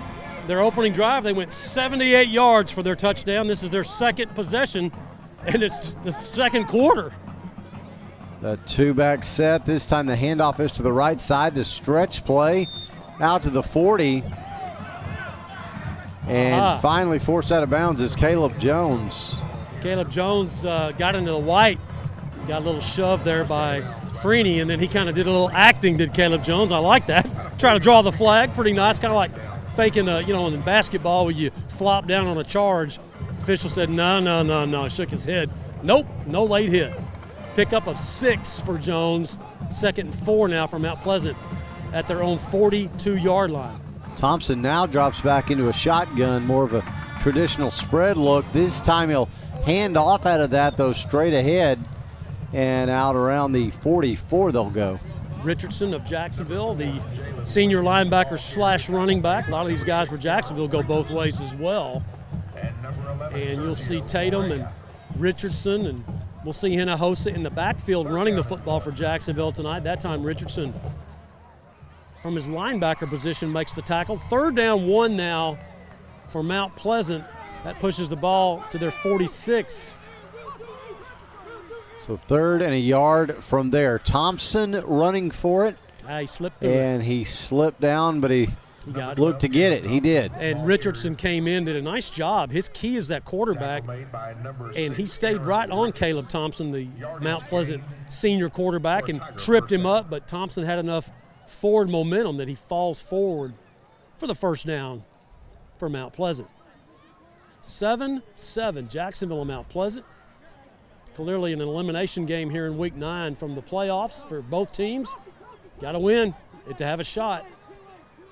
So shotgun look again. This time the handoff from Thompson goes to Jones. Jacksonville reads it well. Sergio Moreira with a tackle, the junior linebacker for Jacksonville, with Carson Cleaver helping him. No gain on the play as Caleb Jones, the junior running back who's been kind of the workhorse for Mount Pleasant, although they've run Jalen Williams a few times. Both those guys can carry the rock for Mount Pleasant. They'll actually give Jones about a half yard of the play. This fast-moving football game, we're at 10 minutes to go in the first half. 2nd and 9 for Mount Pleasant. Thompson in the shotgun, drops back, now rolls right. Jacksonville brings pressure, and he floats a duck, does Thompson. And it's tipped, broken up over there. Yeah, it's Gallegos with the tip. Stephen Gallegos got in the passing lane and tipped the ball. And Tyrese Gibson and Jalen Freeney both diving for that tip pass to try to get the pick. Falls to the turf, third down, incomplete. Good job by Gallegos, the senior safety for Jacksonville, tipping that football and keeping Mount Pleasant, or forcing Mount Pleasant into a 3rd and long situation. So 3rd and 10 from the Tiger 46. Trips right for Mount Pleasant. You got to get help. One back. Thompson sets, throws one-on-one over there. Freeney looks like he's got it. He does. It's picked. Freeney with the pick. So that works out like a short punt. Yeah, good job, baby. Good job. Jacksonville back with possession. Catches it and tries to get up the field, but the receiver for Mount Pleasant, that's Jamarian Brown. He was the intended receiver, makes a nice tackle, but so Freeney would have had a lot of space to return that interception. But he'll get knocked out of bounds at the Jacksonville 14. So the Indians get the first turnover of the ball game. Freeney with a touchdown catch to get Jacksonville's touchdown now with an interception to stop 3rd and long. Here's Patrick Clater with Jacksonville's 3rd offensive possession of the game. 2 Indian receivers right, 1 left. From the shotgun look, Clater fakes a handoff, fires a slant, incomplete off the hands of Gibson. He was open. Behind him, and it was Gibson who's patting himself on the chest, but had he made that catch, it would have been a nice catch. I mean, he had to really reach back for that football as Clater just didn't lead him enough. And, of course, a lot of times, Aaron, when you see a slant route thrown behind the receiver like that, the quarterback has to make sure that he gets it past the linebackers. I mean, they're right there at that second level. 2nd and 10 on the incompletion. So now men in motion from the right side slot to the left. The handoff. Richardson. Straight ahead for Richardson. Not much there. So this is, if you're Jacksonville, this is what, you don't want your drives. You don't want 3rd and longs. Jacksonville's had this is their 4th 3rd and long on their 3rd possession. You can't continue to do that. You've got to get yards on 1st down. And they had a nice gain on that slant. Patrick just missed Tyrese. So 3rd down, they'll give Richardson about a yard. 3rd and 9 at the Jacksonville 15 for the Tribe. 8:45 and counting here, 2nd quarter. Teams tied at 7 as Clater drops back under a little pressure, has to throw it away, and that is incomplete as it just came out. That's that drag route. Pressure. The drag route with Carpenter, who's split out far to the left, and when the ball snapped, he runs straight across the field just beyond the line of scrimmage, about 3 yards, and you just try to isolate him on a linebacker, and Clater had to get rid of it. I mean, the protection broke down, and he had to throw that football way before Carpenter cleared the linebacking zone. So now here's Carpenter to punt the ball from his own 3. Jamarian Brown will stand right at midfield for the Tigers, but Carpenter gets away a great one, and it will take an Indian bounce. Kind of now rolling more sideways and be down at the Tiger 42. So looked like it was going to roll out a little bit better for Jacksonville, but just turned. Yeah, it really had a nice height on it, didn't it? Had some nice hang time. Gave Jacksonville a great opportunity to cover. So, Aaron, if you'll excuse me, I'm down here getting some video and some pictures. the little cheerleaders down here. My granddaughter Brinley's down here. So, yeah, I got to wear both hats here, man. Not just the cowboy hat. That's right. Here's Mount Pleasant. There's the pitch to Jones. Jacksonville reads it very well. Richardson with the tackle. Good job. Number 3, Caleb Jones, the ball carrier. Nice tackle by number 8, Tyrese Gibson. Short gain on the play. Second down and 8. So we'll go under 8 minutes here in the first half at 8:03 p.m. That's what an old school wing T type offense can do. But it is now 2nd and 8. The ball at the Tiger 44 as Thompson hands off to Jones again, and he will dive his way out over the 45 to about the 47. Gain of about 3. Okay, Aaron, I'm back with you. All right. Come on, man. You got to carry it, dude. That's what I'm here for. All right. So you can Yes. you can be Grandpa. What do they call you, Matt? I'm Pop. Pop? I'm Okay. Kelly's Gigi, and I'm Pop. Gigi and Pop. I Yep. like it. Yep. Third down, 5 to go for Mount Pleasant. 7:14 and counting in the second quarter here. So back to the two-back look under center go the Tigers. Thompson wants to throw, but got to roll right under pressure. Oh, He's he gonna caught put it that up ball. Oh, what? for Out of bounds, though. Brown. Wow. And incomplete, out of bounds. He did make the catch, as you said, Matt. Beautiful catch But by Brown. Wow. Just unable to stay in. I tell you what, if you had instant replay, I'd have to look at that one. I mean, he had 1 foot. It looked like he drugged that toe. Good coverage by Freeney, and as the Indians really did a nice job in the secondary, forcing Thompson, the quarterback from Mount Pleasant, to go to that progression down low. Would have been a first down, but he's out of bounds. Here's Mount Pleasant with their first punt. Carpenter back for Jacksonville. Carpenter standing just inside his own 20 as the punt is low and will hop. Oh, wow. Carpenter going to let that go, and it will roll out inside the man. 5, down to the 1, Ugly. maybe the 2. But a great punt. Can't get any better than that. Josh Gongora, boy, did he nail that just about perfect. Well, I'll say it, as perfect as you can get it. When you go down to the 2-yard line, you can't get any better than that. So he gets the roll. Todd, you got a number on that? That is a big-time punt right there. See if we can get the yardage.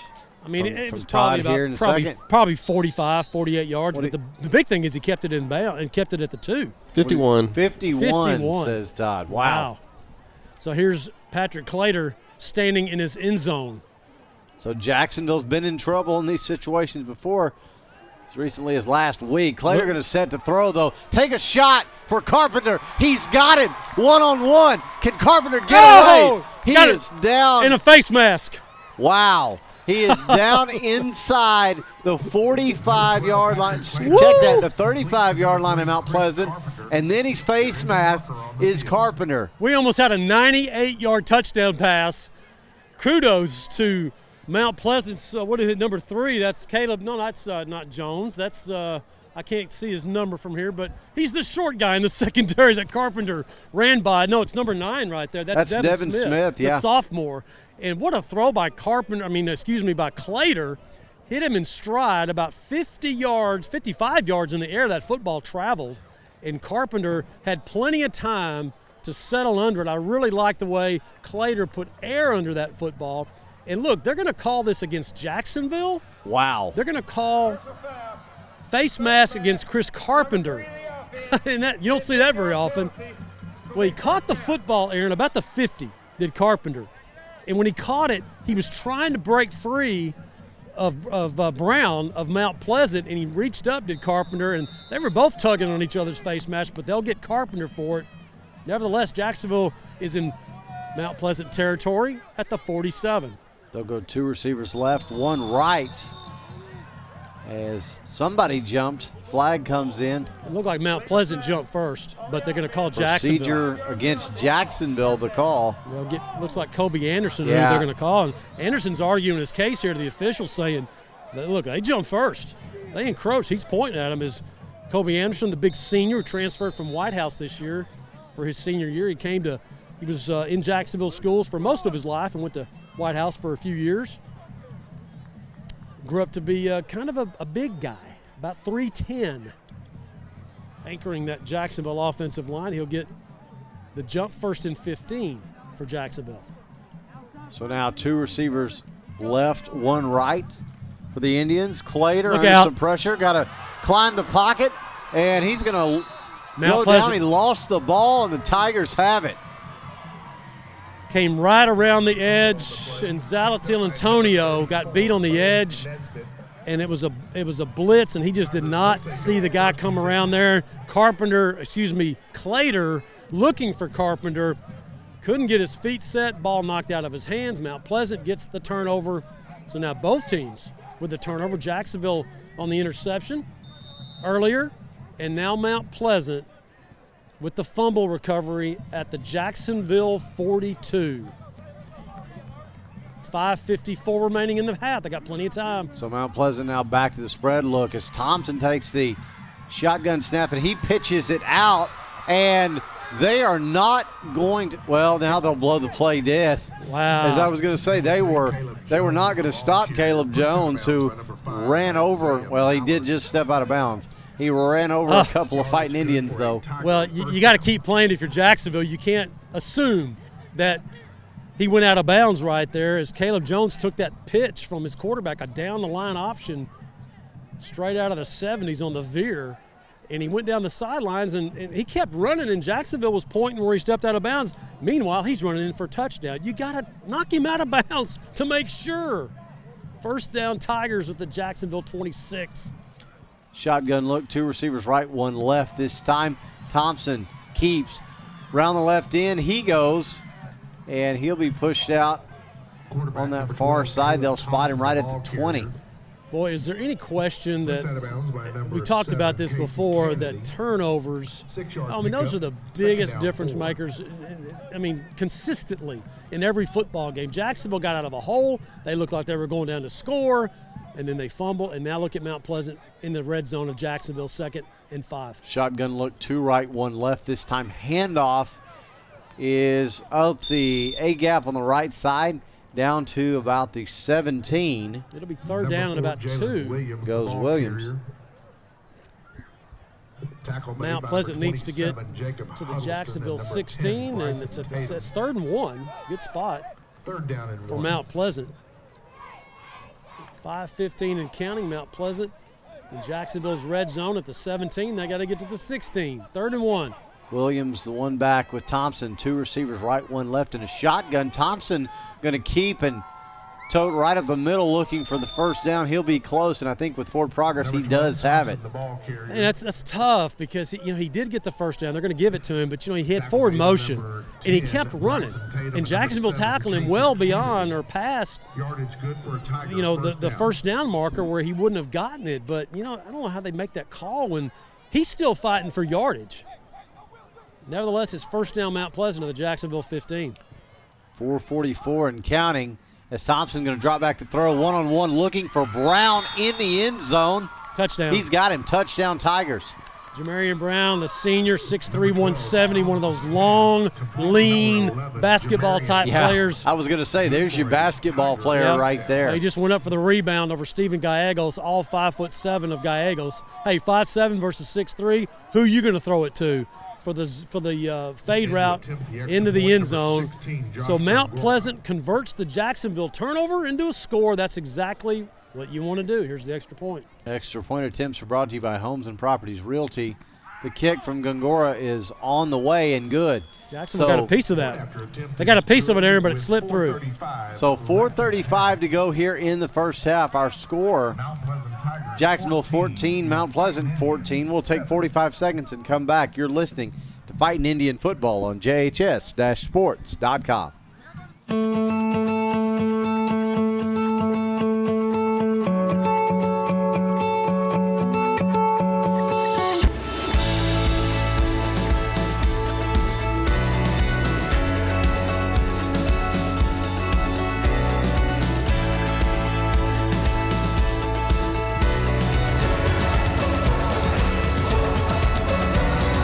Austin Bank. You've known us all along. That 100% beef Whataburger takes 2 hands and all of your attention. So yeah, now's the time to sneak that fry. Good thing there's plenty to savor. Good thing there's Whataburger. And we are back at the historic Tomato Bowl, downtown Jacksonville. 4:35 to go till halftime. And the Tigers of Mount Pleasant have jumped out to the 14-7 lead. As, Matt, as you said again, turnovers, so important. Yeah, especially when you can convert them into a score, which is what Mount Pleasant did. Here's the high pop-up kick. They're going to return this from Aaron Richardson. Left side, Richardson makes a clean catch. He's out to the Jacksonville 30 and shoved out of bounds right there. So Jacksonville will get the football here.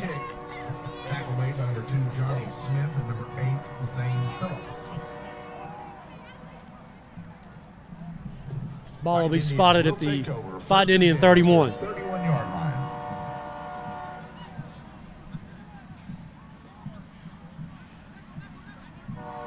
So another train. I think that's actually number 3 thus far tonight. So they got the memo. It's Friday night football. Carpenter makes the catch, and he's got room to run. He's at midfield, still on his feet. Wow, what to a the move. Mount Pleasant 45. Finally knocked down, but not before he picked up a huge Bill McCray Ford first down.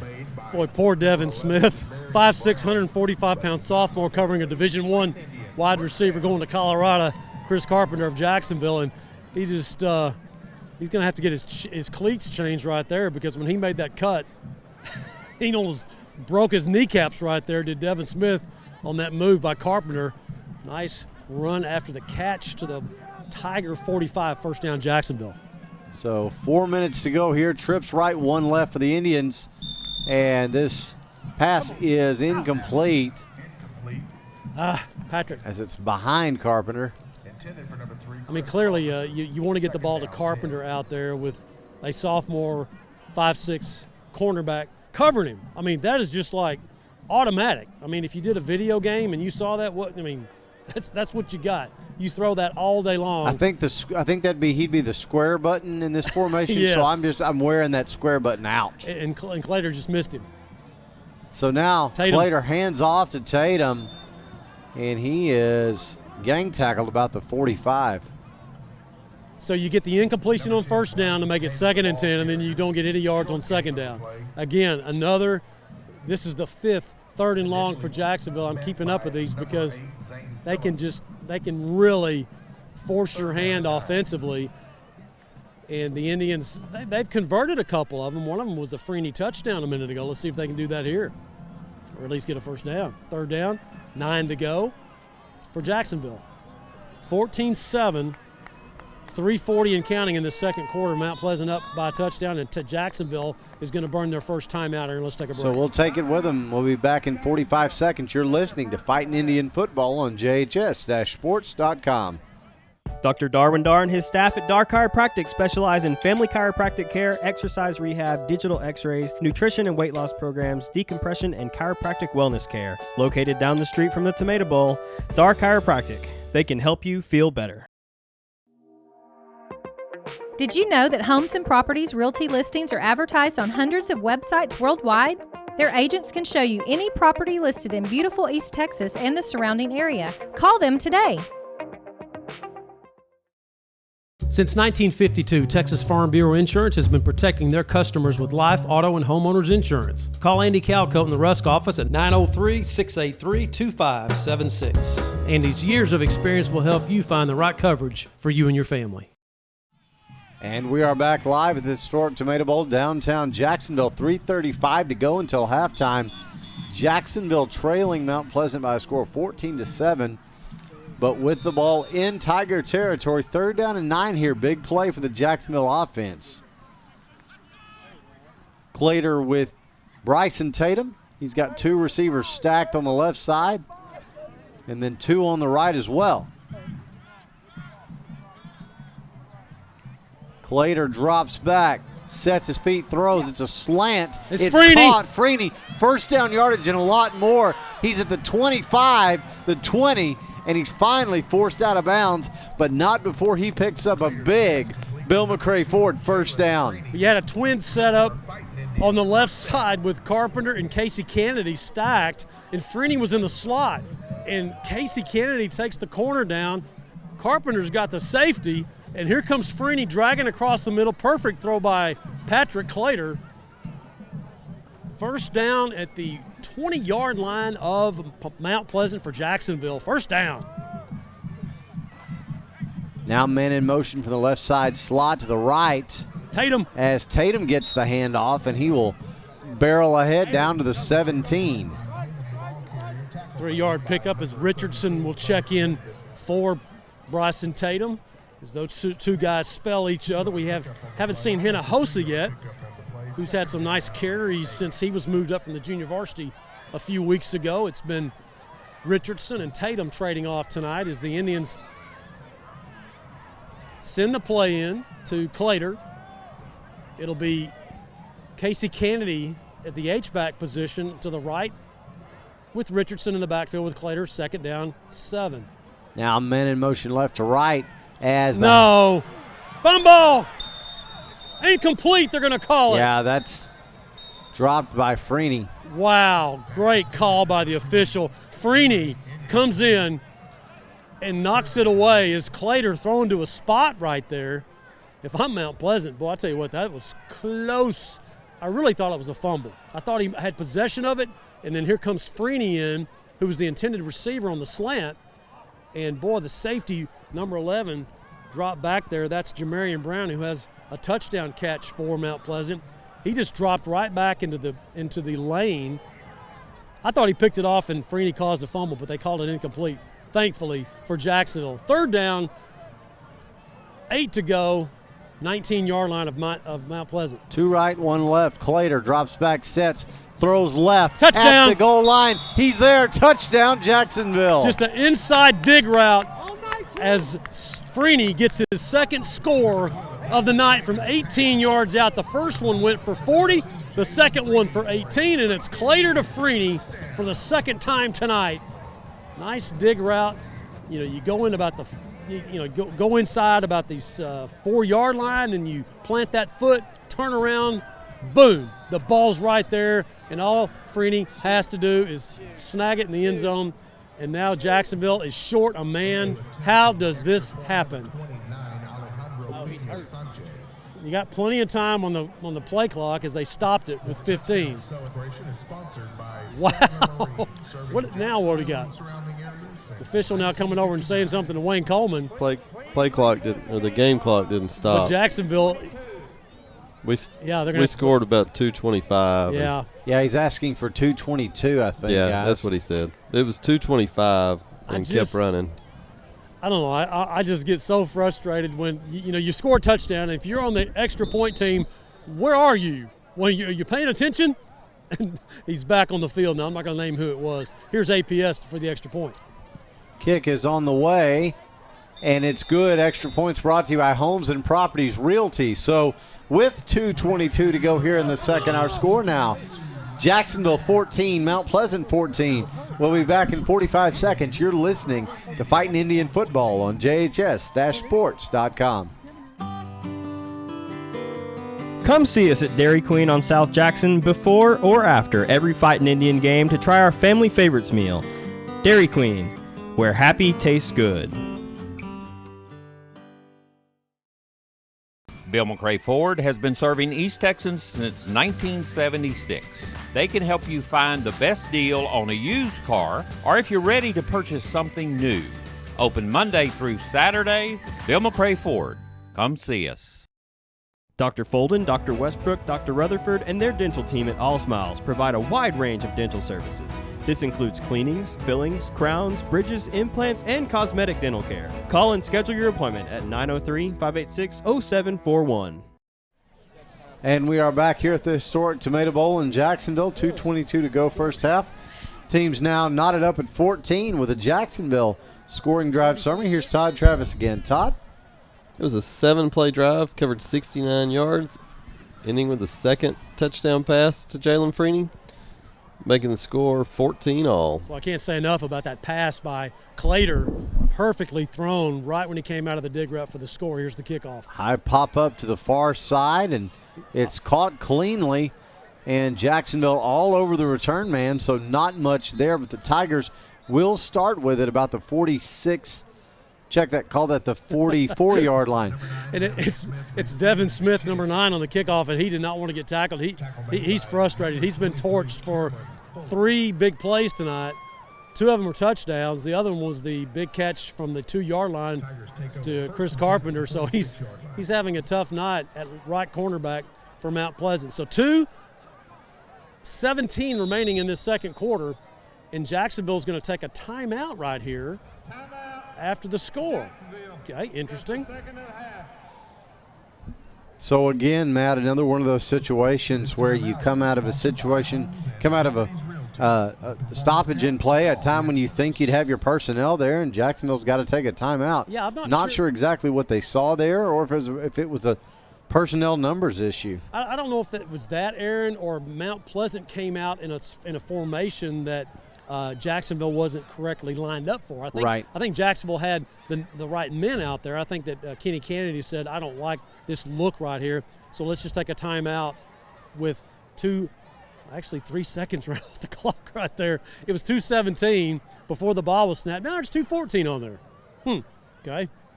Fans, stay with us. We'll have our halftime interview sponsored by All Smiles with Wayne Coleman, head coach for Jacksonville. On the Whataburger halftime report, we'll have the Jacksonville High School Band, the Cherokee Charmers, the Majorettes. Halftime statistics sponsored by Randy Gorham. Todd will have those as well. Here's Mount Pleasant with the football at their own 46, first down. Back in the shotgun look now go the Tigers as Thompson fakes a handoff, keeps and dives his way near midfield. Nice job by Carson Cleaver, the junior defensive tackle, as the Fighting Indians in that 3-4 defensive look, 3 down linemen, as Carson Cleaver gets past the right tackle of Mount Pleasant and forces Thompson, the Mount Pleasant quarterback, to keep it. He does pick up 4 yards on the play. 2nd down 6 now for the Tigers as they cross the 50. Trips left are the receivers. They'll try a screen to that left side, set up pretty well as the Tigers will take this one out near the first down marker. So it's the 6'3" wide receiver, the basketball player we referred to him earlier, Jamarian Brown. And when I say basketball player, I'm not kidding. Mount Pleasant, I think they went to the regional finals last year, 1 game short of Austin in basketball.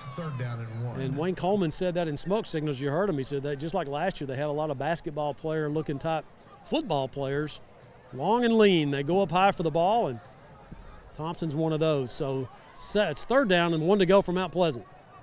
They've got 2 receivers right, but Thompson will keep himself and try to take it for first down yardage. Jacksonville stuffed him. They did, but I think did he get it? He's very close. I don't think they're going to give it to him. Yeah, he did. Oh, they did. Yeah. They'll turn the clock back on. 1:30 and counting. With the football now at the Jacksonville 44. So you obviously have plenty of time if you're Mount Pleasant to get a score here. The clock is running. First down, the Tigers have 2 timeouts remaining. Trips left, 1 back. Now Thompson rolls left, sets, throws. Got a receiver Brown down there, but he's in double coverage. Broken up. Isaiah Mallard, the sophomore for Jacksonville. Nice coverage back there. For number 11, Brown. And it's Tyrese Gibson as well. Broken up by number 5, Isaiah Mallard. Mallard went up, down, 10. put his hands on the football, and Thompson, the big 6'3" wide receiver, check that Jamarian Brown, not Thompson, but Brown. He got his hands on the football after it bounced off of Isaiah Mallard's hands, and then Tyrese Gibson cleaned it up and knocked it away. So 2nd down, 10 stops the clock with 1:06 in the 2nd quarter. 2 receivers right, 1 left for the Tigers. Thompson rolls right. The Indians bring some pressure. Thompson flings it away. It's incomplete, but a flag comes in. We'll see what the call is. They threw the flag on the Jacksonville bench. It was a contact. Defended by number 2, Jalen Freeney. I thought Jalen Freeney was going for the football. Yeah, Freeney's in coverage, and it looked like he was just going for the ball, as you said, Matt. He did hit the receiver, but it looked like he was going for the ball there. And they're going to – it's on the off. Okay, thank you. Okay, so it was Freeney who was going for the pick, and he got pushed. I saw contact, and I said, he's not going to call interference on that, is he? Because Freeney was the one that became the receiver on that play. And Mount Pleasant was the defender, and he interfered with Freeney getting the pick. He's already got 1 interception, does Jalen Freeney of Jacksonville, and almost got his 2nd one there. Had Mount Pleasant not interfered with him, and it is a massive penalty here. Look at that. It looks like a 30-yard penalty. It was only 15, but wow. So now Thompson with trips right. He's going to have to throw. He's under all kinds of pressure. He just flings this away. And now Wayne Coleman and the Indian coaches are calling. They want grounding. Nah, he was not out of the tackle. He was not out of the box. He was not, and I don't think there's a receiver in that He vicinity got it past over the there. line of scrimmage. Though. Yeah, you just got to get it past the line of scrimmage right there, and I think he did. So 3rd down and 25.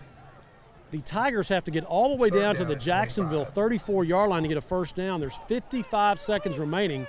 So if you're Jacksonville right here, get your eyes on Jamarian Brown and do not let him get past you.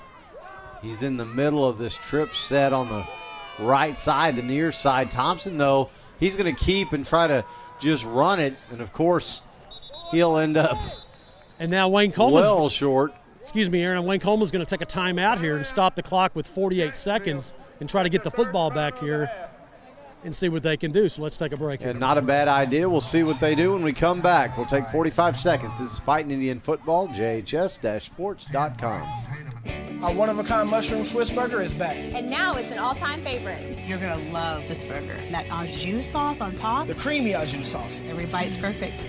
It's not just a mushroom Swiss burger, it's a Whataburger mushroom Swiss burger. Hi, I'm Matt Montgomery. For the past 37 years, I've been helping people just like you get their financial ducks in a row. I'm a registered investment advisor and chartered financial consultant. We do portfolio management and comprehensive financial planning. Give me a call for a free consultation. If you walk through the Tomato Bowl, you've seen the beautiful large photos and arrowheads as well as signage around the stadium. Eric and Kathleen Stanfield can print large format images on metal, glass, and wood, and they do a lot more. Visit their showroom and see for yourself. Congratulations in Jacksonville, sponsors of the Play of the Game Award. We are back here where the Tigers will be punting. Good grief. Jacksonville jumped off sides. And a flag now on the play is. I mean, it's not going to be a first down, but my goodness gracious, moly. watch the football, man. I think Jacksonville may have been going for the block, but it looked like Casey Kennedy, he kind of fell forward and he was trying to get his balance and he just couldn't get back. Mental mistake. So now Mount Pleasant will have the choice here. Do they want to just go ahead and decline the penalty? And with 39 seconds, Jacksonville will have the ball. Looks like they're marking it about the now they're going to make them punt it again.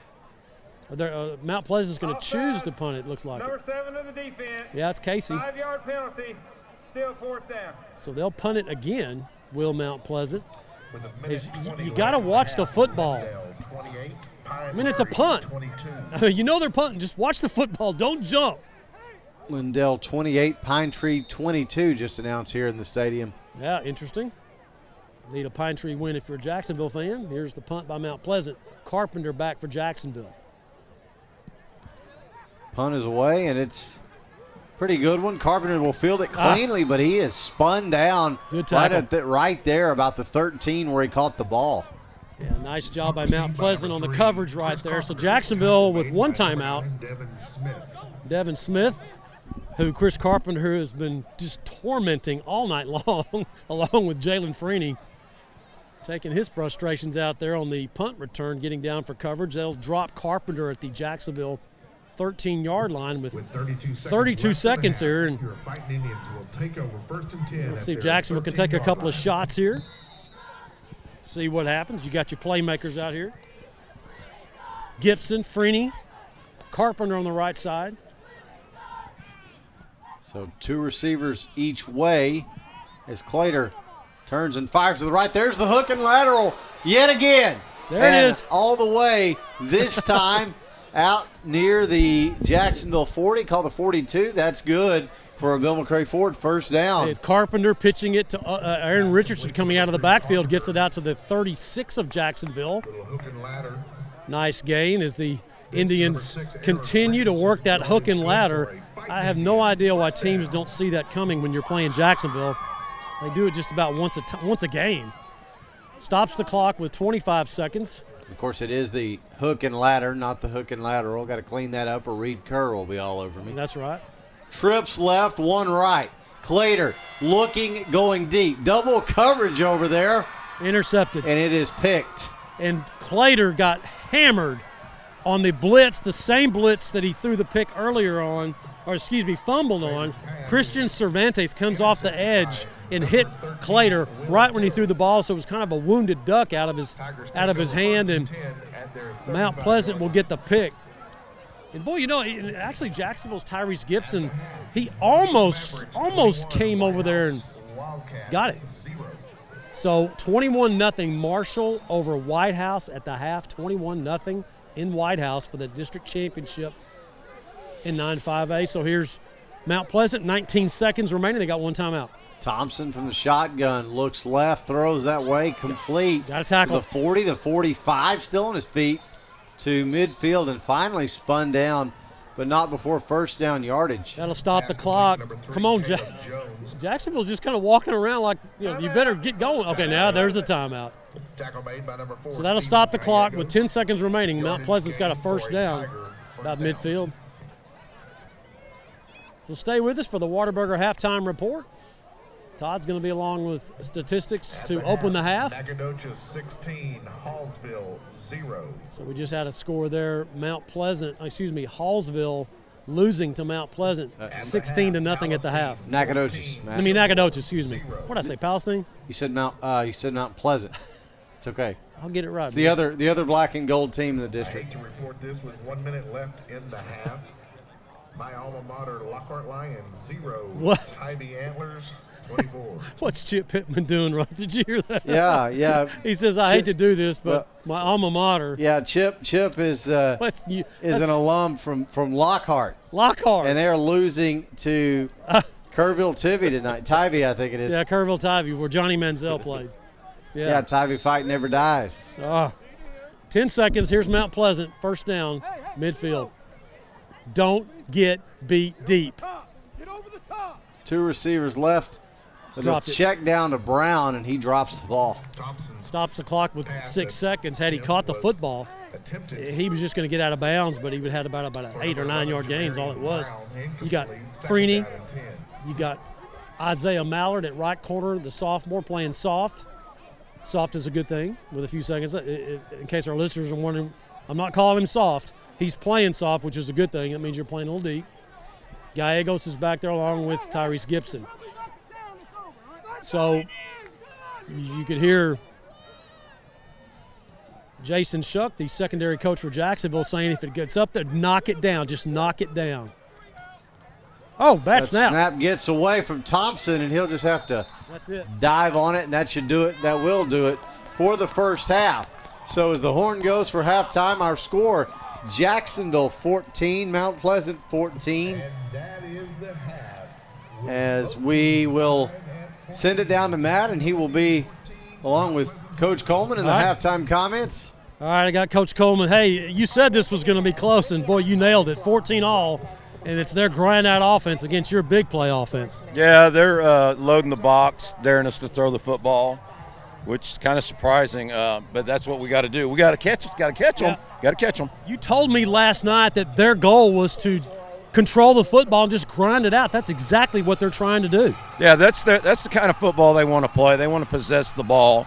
They're not interested really in big plays, although their running back is very capable of making a big play. Obviously, you've spotted a sophomore cornerback from Mount Pleasant, and you're picking on him. He's given up some big plays over there. Will you continue to do that, I'm sure? Well, they're starting to cheat the safety over there. They've put number 11 back there, the big 6'3" kid back there at free safety, and he's starting to help the sophomore out a little bit now. What do you got to do in the second half? Find the weak spots. If they're going to help over there on that side, then there's got to be something on the other side of the field. Thanks, Coach. Thanks, Matt. Head Coach Wayne Coleman, as we get ready for the spooky, scary, oh my gosh, Mount Pleasant halftime. Aaron, I'm looking over here and I'm already seeing some ghoulish-looking characters. I know yesterday was Halloween, but I think they do this every week, don't they? I think they do. They played White House back, I think, in week 1 of district play, and they were doing this then. So this is crazy. All right, guys, I'm going to send it up to you. And we'll catch the Jacksonville band here in a few minutes as Mount Pleasant performs here at the half. All right, thanks, Matt. And you are listening, folks, to the Whataburger Halftime Report. Glad that you're with us. Jacksonville 14 and Mount Pleasant 14 here at the half. And, Todd, we will break down some halftime statistics. Halftime statistics are brought to you by Randy Gorham, CPA. Randy has been your source for your accounting and income tax needs here in Jacksonville since 1984. So, Todd, 14 all. Turnovers really the story of that first half. Let's break down those numbers. Our Indians finished the first half with 29 plays on offense for 242 yards, averaging 8.3 yards per play. They had 216 yards passing and 26 yards rushing. Our quarterback, Patrick Clater, 7 completions on 14 attempts for 216 yards passing with 2 touchdowns and 1 interception. And our leading receiver, Chris Carpenter, 2 catches for 89 yards. And Jalen Freeney had 3 for 83 with 2 touchdowns. Richardson had 1 catch for 23, and Tyrese Gibson had 1 for 21. Rushing tonight, Aaron Richardson had 7 carries for 16 yards. Bryson Tatum, 4 carries for 6. And Patrick Clater, 4 carries for 4 yards.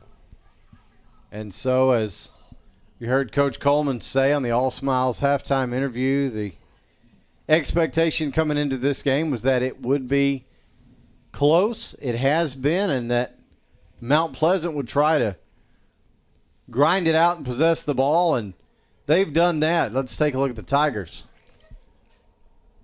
Tigers had 37 plays on offense for 155 yards, averaging 4.2 yards per play, with 36 yards passing and 119 yards rushing.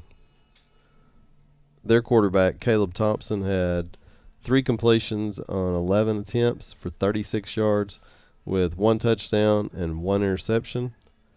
Their leading receiver was Brown, with 2 catches for 21 yards and the touchdown. And running back Caleb Jones had 1 catch for 15. Their leading rusher was Caleb Jones with 7 carries for 58 yards. Their other running back, Jalen Williams, had 10 carries for 51 and a touchdown. And their quarterback, Caleb Thompson, had 8 carries for 11 yards. So obviously, Todd, an offense that likes to keep it on the ground, control the ball, control the clock, and really, I think just try to catch defenses a little bit off guard with just stuff that you don't really see in in high school football these days. They're running the wing tee, kind of like Palestine did against us. Yeah, very similar to what we saw in week 2. But it's so rare. We've even heard some talk that potentially Jacksonville may not pick up the Palestine series next year just because taking a week to prepare for that is maybe not the best use of your time in a non-district situation when you're not going to see it. Yeah. And of course Mount Pleasant with elements of that, but they're still spreading it out a little bit, going shotgun a few times. But even when they did go shotgun and more of a traditional, I say traditional, look that you're used to in this day and age, they were still running down the line options, and as Matt said, shades of the 1970s. So really still trying to mix it up is Richie Pinkert over there in Mount Pleasant, and doing a good job of keeping the Jacksonville defense, keeping them off balance a little bit, keeping them guessing, and also keeping that potent Jacksonville offense off the field. Todd, looking at that first half, again, just for Jacksonville, I think big plays are still, you're wanting to go get those big plays, especially against some of the guys that you've got the size advantage on, like Devin Smith. You just can't drop the ball if you're Jacksonville. Right. We had that opportunity early in this uncharacteristic drop for Carpenter when really pretty pass by Patrick Clater hit him in the hands, and he had beat the defender and just dropped it before he got in the end zone there. So yeah, so I mean, there really haven't been too many situations. There was the interception, but haven't been a lot of situations where Clater's been thrown into really tight coverage or anything like that. But a lot of the issues are that we're seeing are just straight drops that Jacksonville's just going to have to work those kinks out a little bit. But yeah, and it's good to see Freeney get some catches tonight because he hadn't really been involved the last few weeks.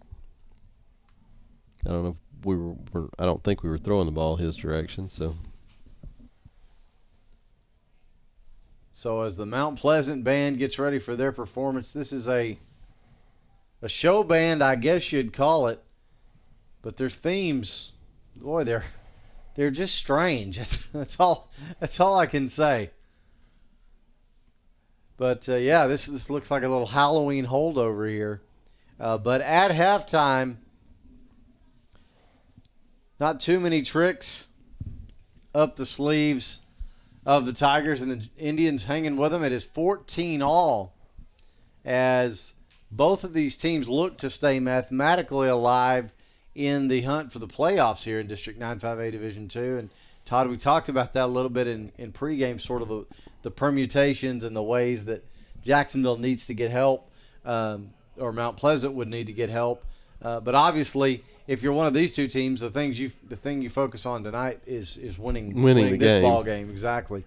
So yeah, Jacksonville's going to have, or Jacksonville fans may have one eye on the Pine Tree Lindale game, that sort of thing. But right now, for Wayne Coleman and the Fighting Indians, certainly the mission is fairly simple, as you just want to get this win, finish this game off, and put together your first winning streak of the year, and take some momentum into that final regular season game with Lindale next week.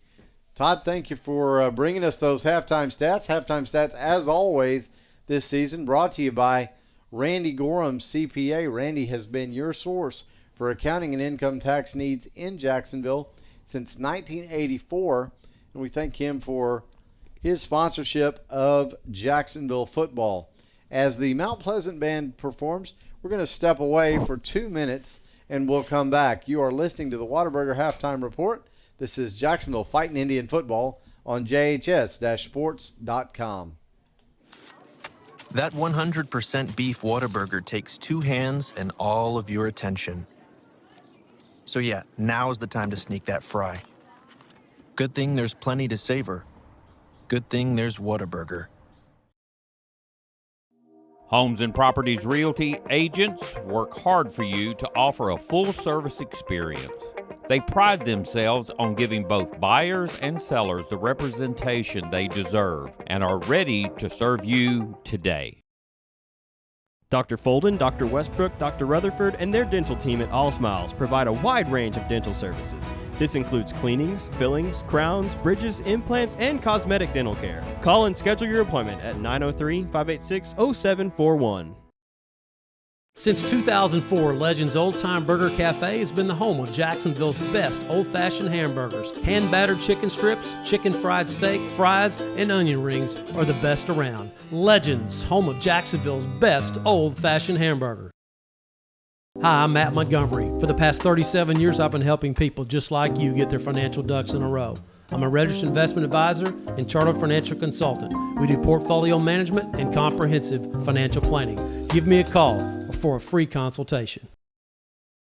Dr. Darwin Dar and his staff at Dar Chiropractic specialize in family chiropractic care, exercise rehab, digital x-rays, nutrition and weight loss programs, decompression, and chiropractic wellness care. Located down the street from the Tomato Bowl, Dar Chiropractic. They can help you feel better. Since 1952, Texas Farm Bureau Insurance has been protecting their customers with life, auto, and homeowners insurance. Call Andy Calcoat in the Rusk office at 903-683-2576. Andy's years of experience will help you find the right coverage for you and your family. Our one-of-a-kind mushroom Swiss burger is back. And now it's an all-time favorite. You're going to love this burger. That au jus sauce on top. The creamy au jus sauce. Every bite's perfect. It's not just a mushroom Swiss burger, it's a Whataburger mushroom Swiss burger. This is Micah Hoffpower, former Major League Baseball player with the Chicago Cubs and JHS class of 1998. You're listening to the Fightin' Indian Football on JHS-sports.com. Welcome back to the historic Tomato Bowl. It is halftime. This is the Whataburger Halftime Report. Our score, Jacksonville 14, Mount Pleasant 14. Aaron Swink, Matt Montgomery, Todd Travis, and our producer Ryan Travis along with you. Glad you're with us tonight on JHS-sports.com. Also, those of you that might be using our external apps, we appreciate you joining us as well on Twitter, Twitch, Facebook, and YouTube. So however you choose to listen, we're glad that you're here. as Jacksonville looks for their second district win of the season, their first winning streak of the season, and to stay at least mathematically alive in the playoff hunt. And Ryan Travis, you and Todd both obviously have played and been in situations with Jacksonville teams in must-win games. What's your thought here? I mean, as far as a game like this, I mean, you're just trying to do your job, correct? I mean, you're not thinking about all those other playoff scenarios and points and all that kind of stuff, right? Yeah, I mean, there's so much that has to happen. Like I think Matt said earlier, if Lindale wins tonight, then Jacksonville, it doesn't really matter if they win this game or not. Right. So, I mean, you've got other factors that are coming into play. So, really, the only thing you're focused on is winning this game. Yeah. And it doesn't really matter whether you make playoffs or not, because at the end of the day, you want to try to win out the rest of the season if you can. Right. I mean, you don't want to back your way. You don't want to ever back your way into the playoffs anyway. And oh yeah, you know, a lot of times that doesn't even. You know, you may see a team that does that, and they say, okay, well, they're a playoff team. They get in that first playoff game, and you'll see, well, okay, yeah, you know, maybe they're overmatched or whatever the case may be. So really, right now, obviously, the goal for Jacksonville is just to execute in this ball game and set yourself up for, you know, a chance to get that third win next week against Lindale. And so we'll see if they're able to do that. A close game here, obviously, tie game, but a close game in all the statistical categories as well. And Matt Montgomery, as you're joining us back down at field level, yes, as you talked with Coach Coleman, he said this is pretty much exactly what he expected. Yeah, no doubt. I mean, you coached as many years as Coach Coleman, and you kind of know what teams are going to try to do, especially when it's week 9 and you know your own weaknesses and issues. And he knew coming in that they were just going to try to load the box on Jacksonville and force them to throw the football. So, he came out running the football to test them and saw that they were going to block that up. Started having to throw the football. Defensively, he knew that he was going to have to defend the run. And Mount Pleasant definitely came out trying to control the football. But if you notice that Jacksonville started adjusting quite well in the second quarter, and Mount Pleasant started throwing the football, getting one of their touchdowns on a fade route. You're listening to the Whataburger Halftime Report as the Jacksonville Cherokee Charmers now performing here at halftime at Tomato Bowl. The Charmers are under the direction of Laura Guidry, assisted by Tiffany Alexander, led by 16 seniors. Jacksonville native Neil McCoy's 1990s right. country hit, The Shake. Hey, they're going to use Jacksonville alum, class of 76, Neil McCoy's The Shake for their background music. The Cherokee Charmers now about to perform. Let me introduce their officers to you. Junior lieutenants are Yasmin Badgett, Katie Lucky, and Alexis Sanford. Junior first lieutenant is Morgan Washburn. Senior lieutenant Ariel Galvan, and your Cherokee Charmer captain is Miss Kayla DuPont. Let's get a little shaky here with Neil and listen to this, huh?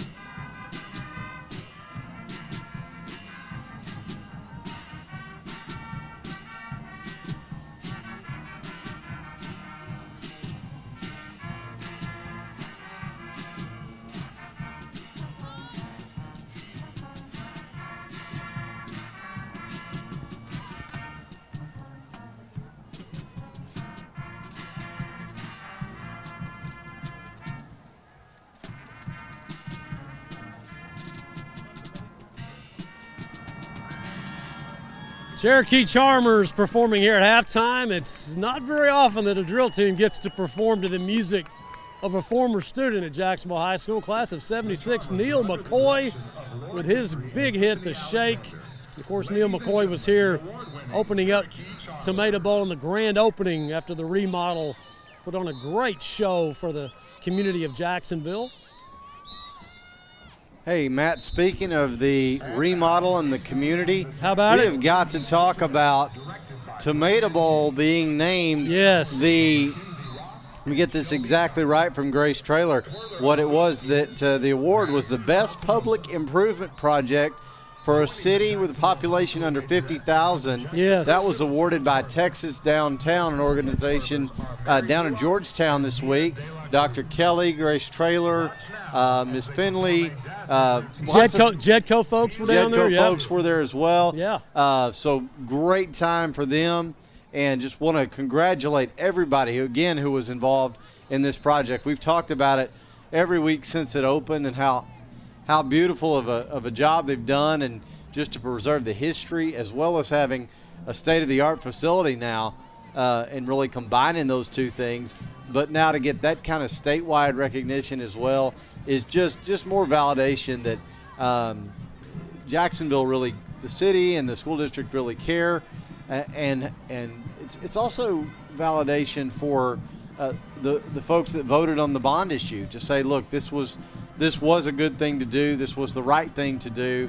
And now it's being recognized on a statewide level. So that's great to see as well. Absolutely. And, it's one of those situations, Aaron, where if you don't tell people about it, the only people that are going to know about it's you. And kudos to Grace Traylor, who she is just absolutely invaluable to the city of Jacksonville. Of course, she works for the Jacksonville Independent School District, but, she took that ball and ran with it. And like I said, if you don't tell people the story of Tomato Bowl and let them know, and, she got Texas Bob here, but he goes around and looks at the greatest stadiums in Texas, and then he puts them on his website. He was here. Yeah, he's got a stadium Hall of Fame, and yes. Of course Tomato Bowl is in that, and so he came and did a bunch of updates to his site and his entries there. So yeah, that was great to see as well. So to get the best upgrade for towns under 50,000, do you know how many people do upgrades in the state of Texas with a population under 50,000? A lot. So for Jacksonville's Tomato Bowl to get that honor, pretty cool. And this is just a public improvement. So I mean, there were all kinds of things that were in this category. We're talking about hotels. We're talking about downtown shopping districts, all sorts of different businesses and projects, and Tomato Bowl Stadium topped them all. Well, and you don't get many football stadiums with that because most people don't remodel their stadium like Jacksonville voted to do with Tomato Bowl. Typically, they build new stadiums, and that's not going to qualify for a remodel like this award was for. So it's pretty interesting. I'd like to know how many football stadiums have received that kind of award. Usually it's a building somewhere downtown or something like that they remodeled.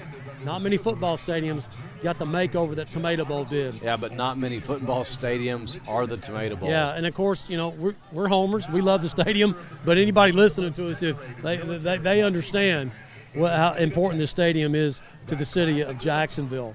So the Jacksonville High School Band now about to perform under the direction of Donnie Barrier. Drum majors, Jen Armitage and Richard Elias, led by 39 seniors. Here's the Jacksonville Fighting Indian Marching Band.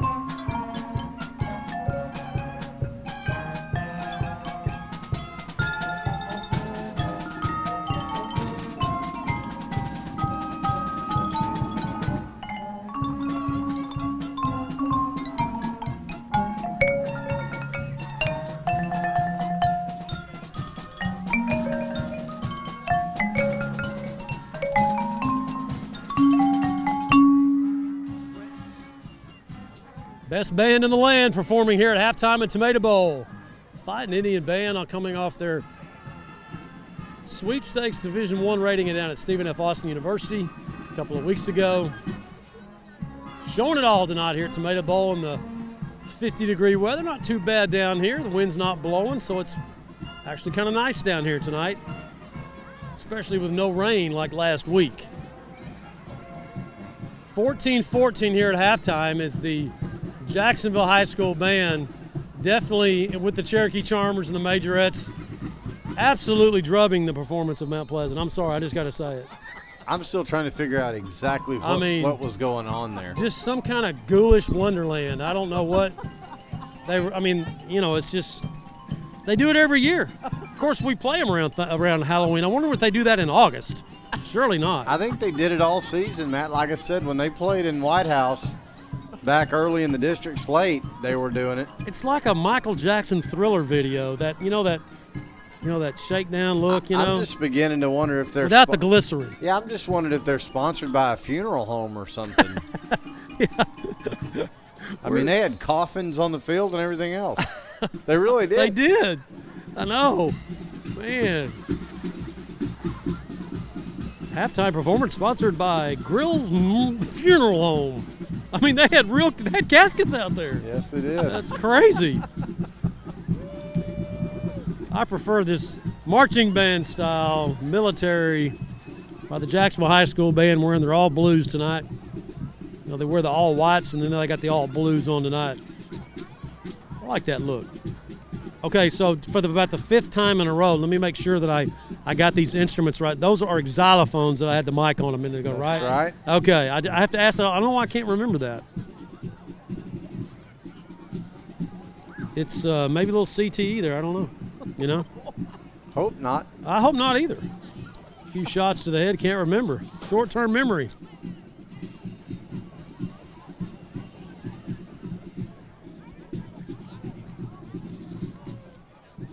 Aaron, much better crowd tonight here than last week when I could count the number of fans on both hands and maybe 1 foot.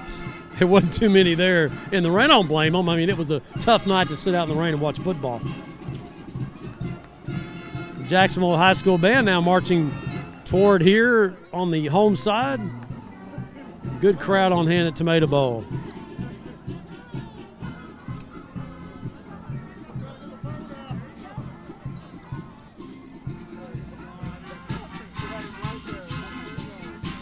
Yeah, give me this military style any day of the week, man. Oh, man.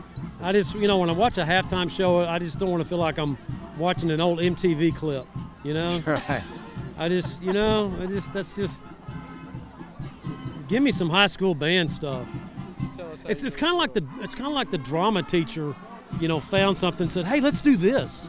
I mean, just creepy. Yeah. I mean, your daughter got scared by it. She did. 2 years ago, my granddaughter couldn't watch it. It was that scary. She started crying.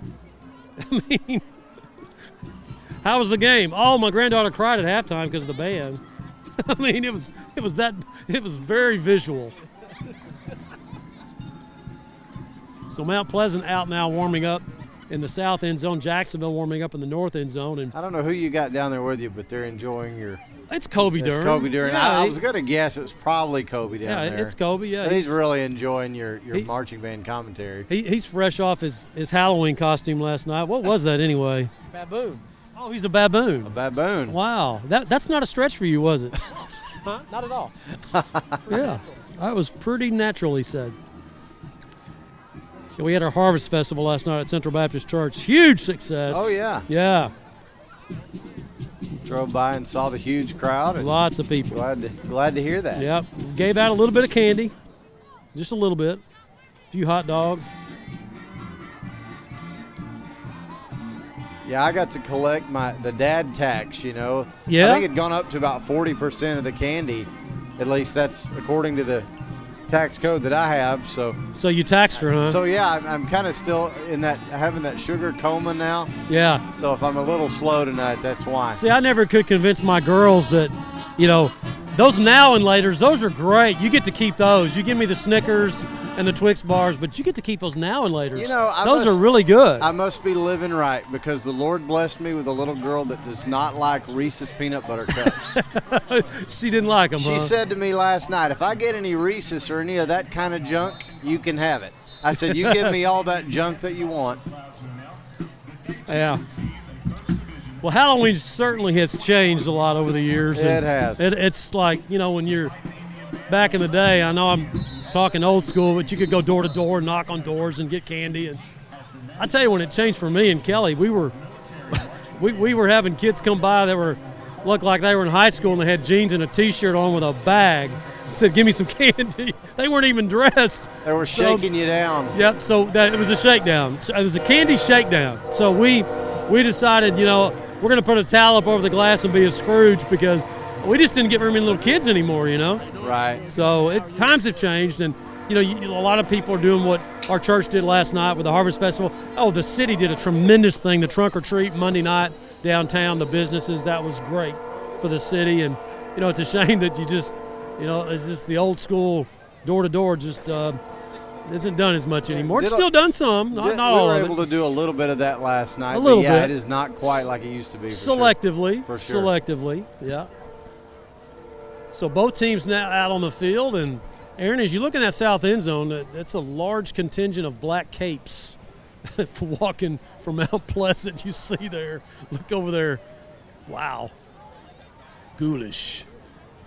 So Jacksonville still in their run through as the band continues their tradition of lining the field and forming the tunnel for the team to run through. We got a ball game here. It's 14-all. Mount Pleasant will get the football to start the second half, and I'm anxious to see how this one turns out and see if Jacksonville can get a win here tonight at Tomato Bowl. They haven't won yet here in the new stadium, the remodel. They're trying to get their first varsity win. As the Fighting Indians now come out, and we'll head out to midfield and get ready for this second half kickoff. Folks, our halftime has been sponsored by Whataburger. We appreciate Whataburger sponsoring all of our halftime shows all year long. Whataburger, you make the order, and Whataburger will make it fresh. I almost got tubed right there. Yeah, watch out. Did you hear that? Tubed. Yeah, tubed. Had a chance to eat at Whataburger before the game tonight, and it was good as always. All right.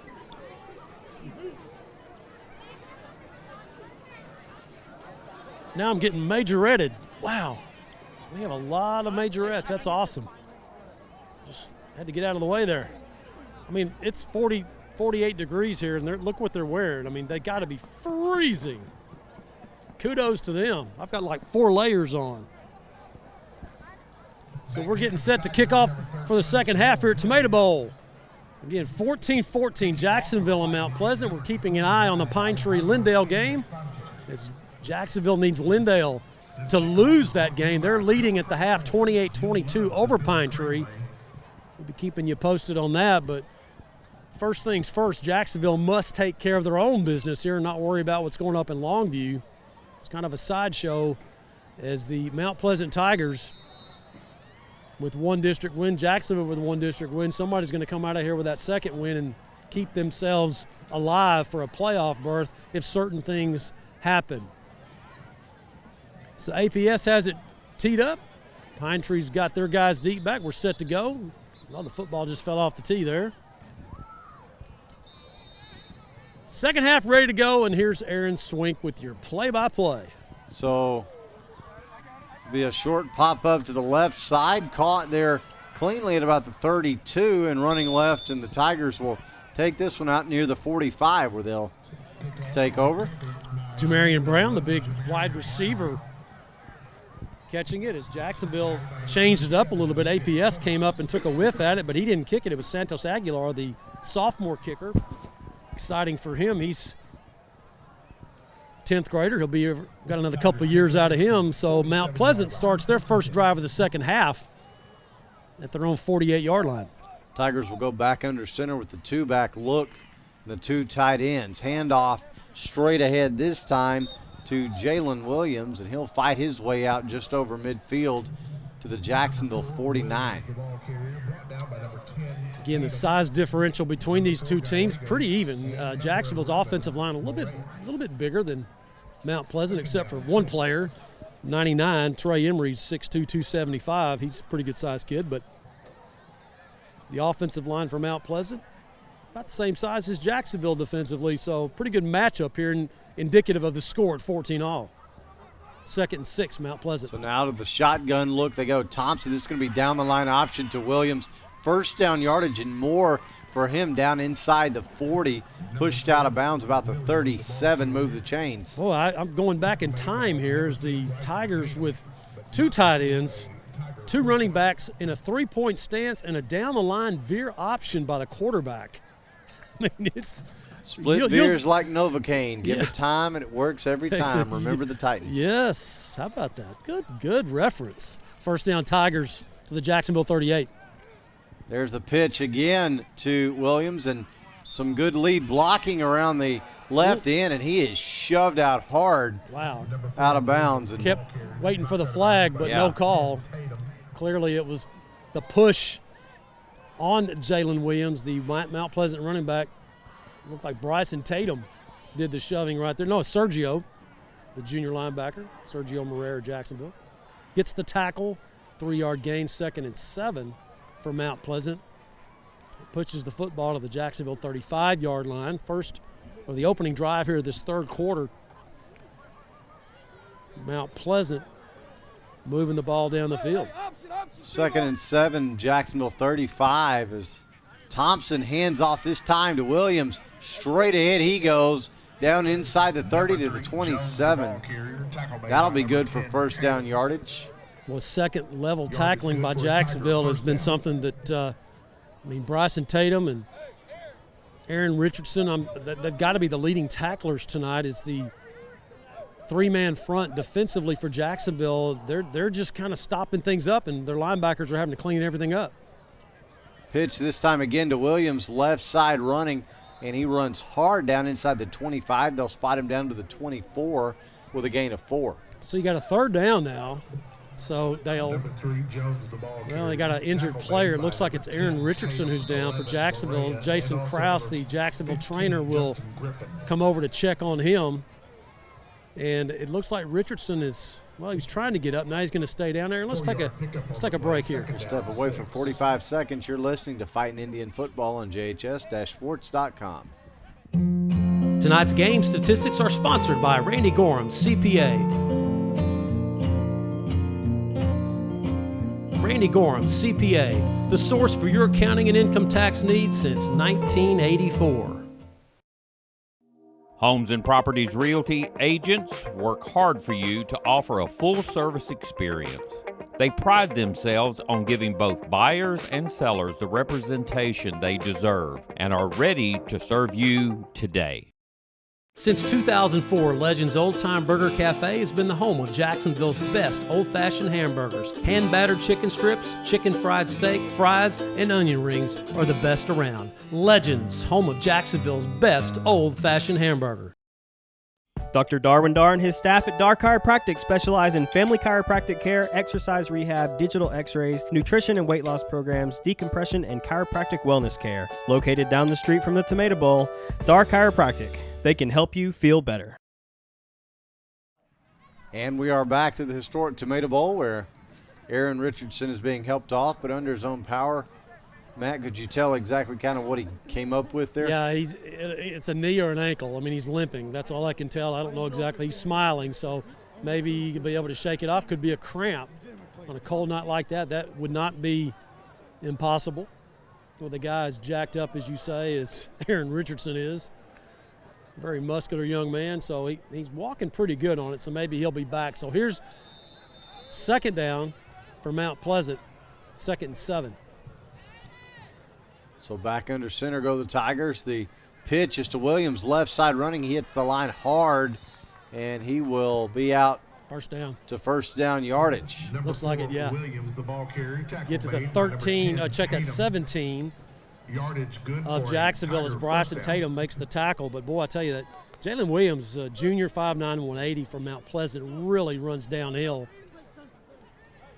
I mean, when he gets the ball, he is just moving in a way that it's hard to get a good grab on him. He's so low to the ground.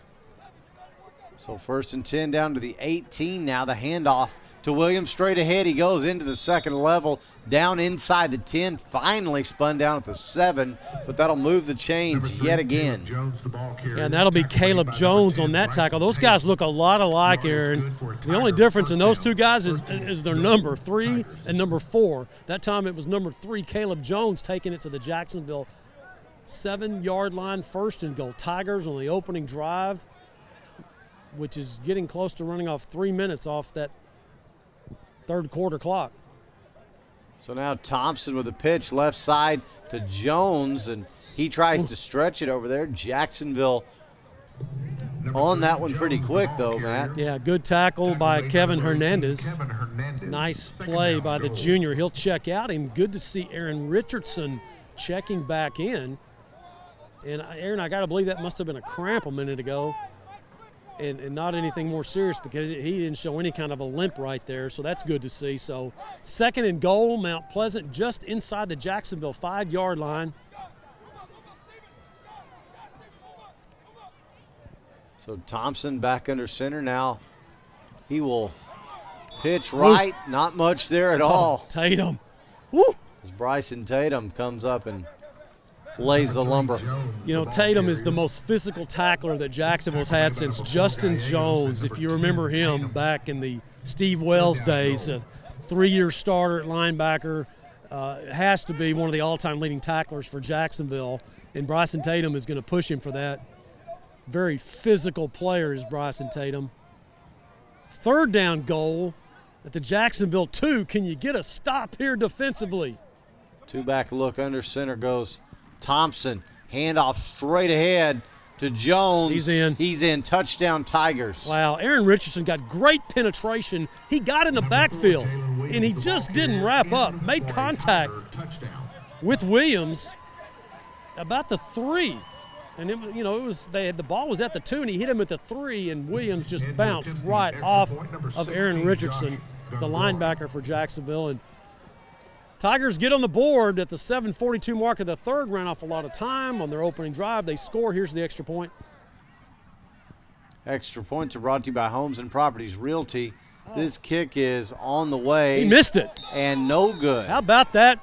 Jalen Freeney came in there, and he didn't get it, but he forced the kicker to feel it. So a sideline warning also issued against Mount Pleasant there. Extra point. Okay. So 7:42 to go here, 3rd quarter. Our score now, Mount Pleasant 20 and Jacksonville 14. We'll take 45 seconds and come back. You're listening to Fighting Indian Football on JHS-sports.com. Dr. Folden, Dr. Westbrook, Dr. Rutherford, and their dental team at All Smiles provide a wide range of dental services. This includes cleanings, fillings, crowns, bridges, implants, and cosmetic dental care. Call and schedule your appointment at 903-586-0741. Bill McRae Ford has been serving East Texans since 1976. They can help you find the best deal on a used car, or if you're ready to purchase something new. Open Monday through Saturday. Bill McRae Ford. Come see us. And we are back live at the historic Tomato Bowl, downtown Jacksonville. 7:42 to go, 3rd quarter. Our score now, Mount Pleasant 20 and Jacksonville 14. And, Matt, that missed extra point could prove to be huge. Could be. Hopefully it will come into play here. Here's the kickoff. Short kickoff to the left side. Fair catch called for by Gibson and made it about the 32. So that's where Jacksonville will take over. It's clear that Mount Pleasant is, a lot of teams are doing these pop-up kickoffs, and it's clear that Mount Pleasant doesn't want Freeney or Carpenter. I mean, how many times have those guys had an opportunity to return a kickoff? I mean, I think Carpenter, that's the first opportunity for a punt return that we saw in the first half late that I can remember, maybe since the first game. I don't know. So here's Jacksonville with their first offensive possession. They'll start it at their own 30. Trips right, 1 left. Clater looks right, throws. Caught. And it is caught. Good throw. Is that Gibson in the slot over there, and he's out to the 45, just able to sit in a hole there in the coverage. That's good for a Bill McRae Ford first down. And Aaron, if you remember last week in the second half how Hallsville would bring guys off the edge and put pressure on Clater to throw the ball sooner than he wanted to, and that was exactly what Mount Pleasant did there, and late in the second quarter they were doing that. Almost got him again, but he got it away for a first down. So now Clater, hands off, Tatum. Straight ahead, Tatum running angry into Tiger territory down to the 46-yard line. Again, the blitz. Mount Pleasant defensively, they're sending guys off the edge. They want Jacksonville to throw the football so they can bring those corners in, or outside linebackers, I should say, and get in Clater's face. And that time, Tatum ran right where the linebacker who was blitzing came around the corner, and that's why Tatum picked up 9 yards. 2nd and 1.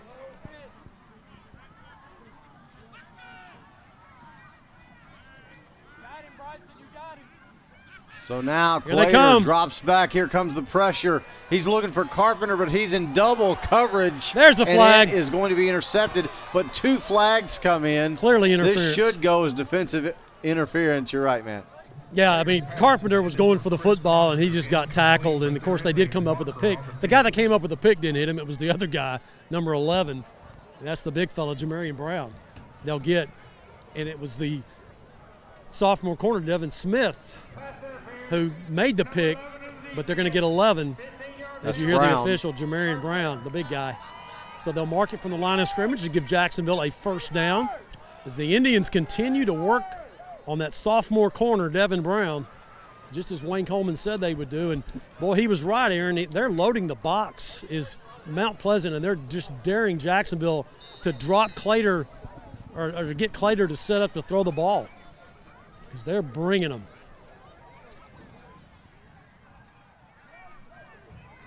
So 6:34 and counting here, third quarter. Jacksonville with it at the Mount Pleasant 31-yard line. Yeah, look at the right edge right there, number 23. See him coming?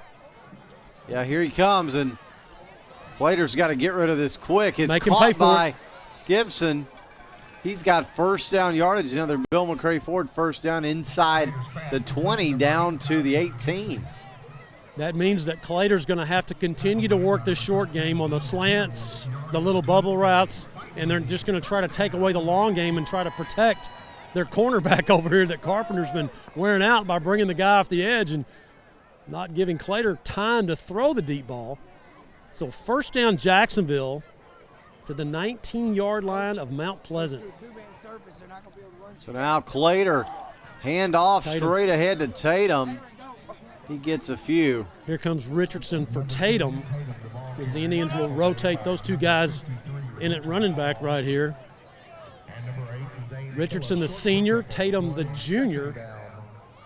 He'll come out and Richardson in on 2nd and 9 from the Mount Pleasant 17-yard line for Jacksonville. It's 20-14 Mount Pleasant scored on the opening drive of the third quarter. Now here's Jacksonville trying to answer. Man in motion, left side slot to the right. The handoff, though, is to Richardson. He makes one miss and another. Up the middle, he spins off a man to 10, to the 5. Woo! How about it? Boom, what a run by Richardson. And he... Wow, to the 2. It's all the way down to the 2. Now they'll move him at the 3, Aaron. 3-yard line. They'll get his knee down. What a powerful run by Aaron Richardson. As he gets it to the 3, a 14-yard run right up the middle, had a couple of spin moves. First and goal, Jacksonville at the Mount Pleasant 3. Now man in motion, left side right. Clater going to run with it, look for the end zone. Touchdown. He's got it. Touchdown, Jacksonville. Great block by Casey Kennedy, opening up that lane right there. That's what the H-back is supposed to do. You know, the H-back is just a more athletic tight end, if you will. Off the football, he's got to be a good blocker, and that's what Casey Kennedy did, opening it up. He had Tyrese Gibson in motion, zone read, and now it's 20. So and let's see if APS can make it a 21-20 lead. Kick is on the way. Extra points brought to you by Homes and Properties Realty This one no good. Good grief! Oh! Hit the upright. So with 4:48 to go in the third, it's a tie ball game once again. Jacksonville 20 and Mount Pleasant 20. We'll be back in 45 seconds. You're listening to Fightin' Indian Football on JHS-sports.com. Since 1953, Hubert Glass Oil has been serving East Texans the finest automotive fuels and lubricants.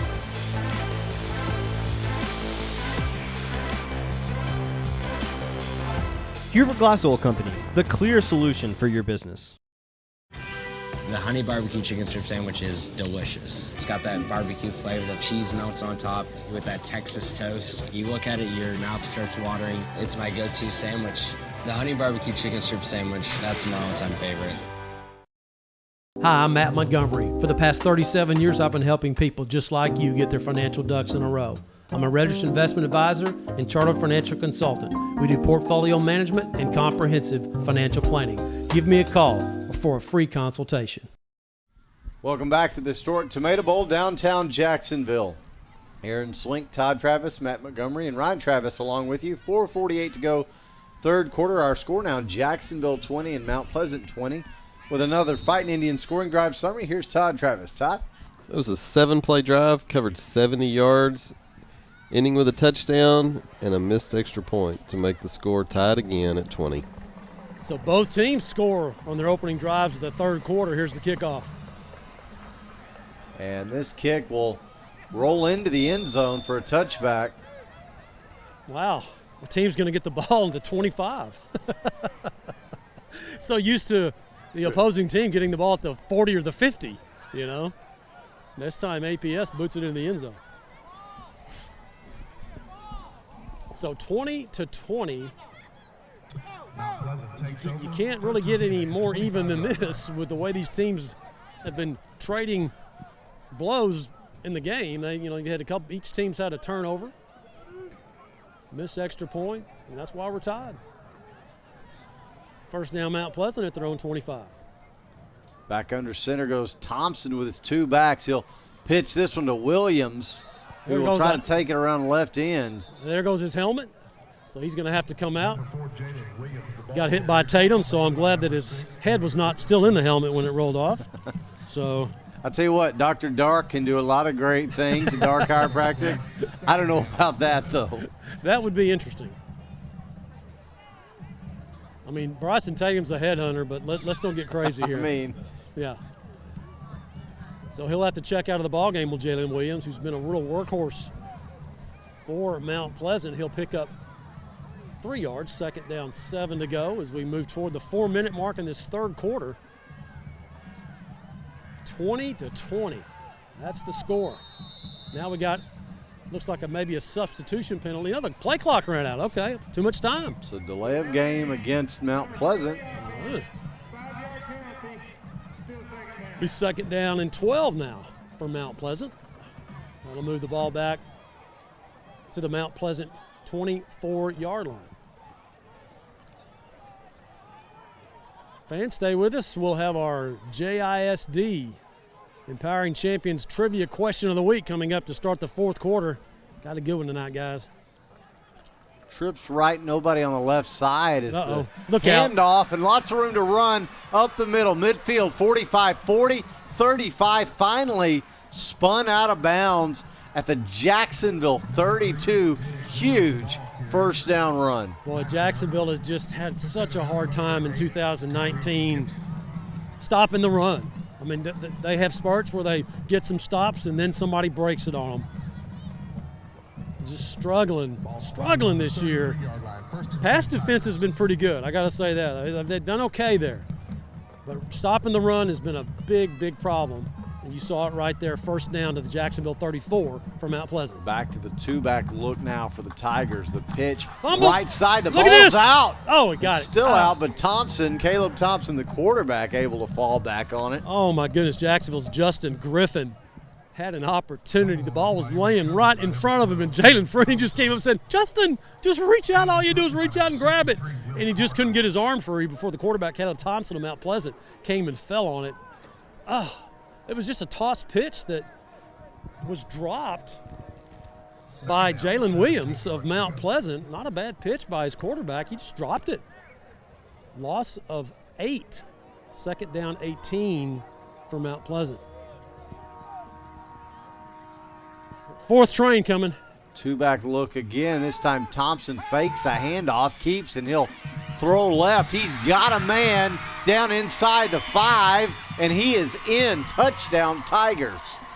Tyrese Gibson beaten on the coverage right there as he bit the play fake. And it's a 40-yard score on 2nd and 18.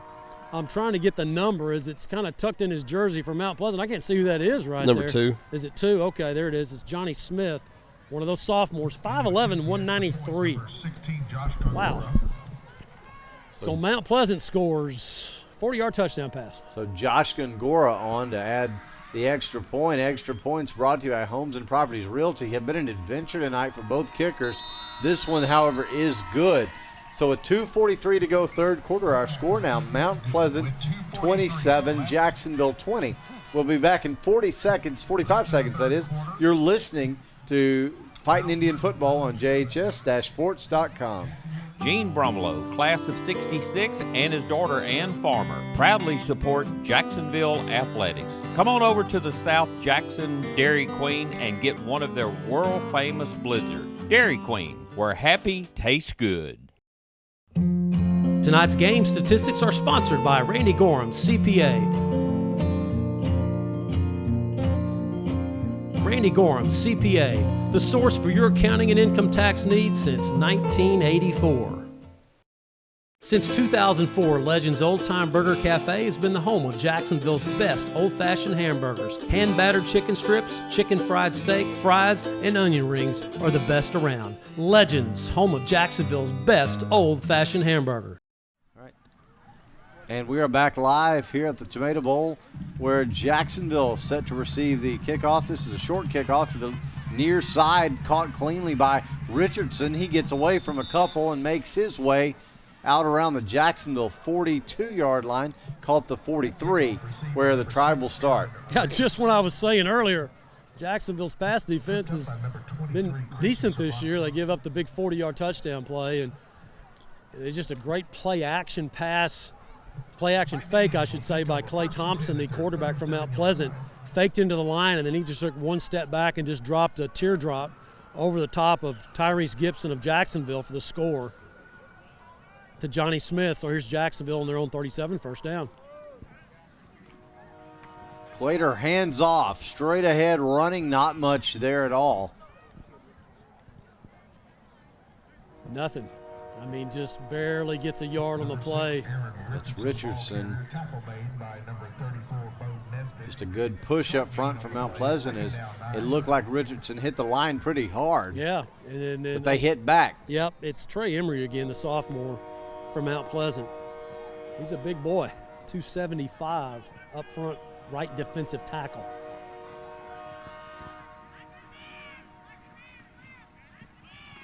So now a handoff and nice some run. hard running out to the 45-yard line of Jacksonville.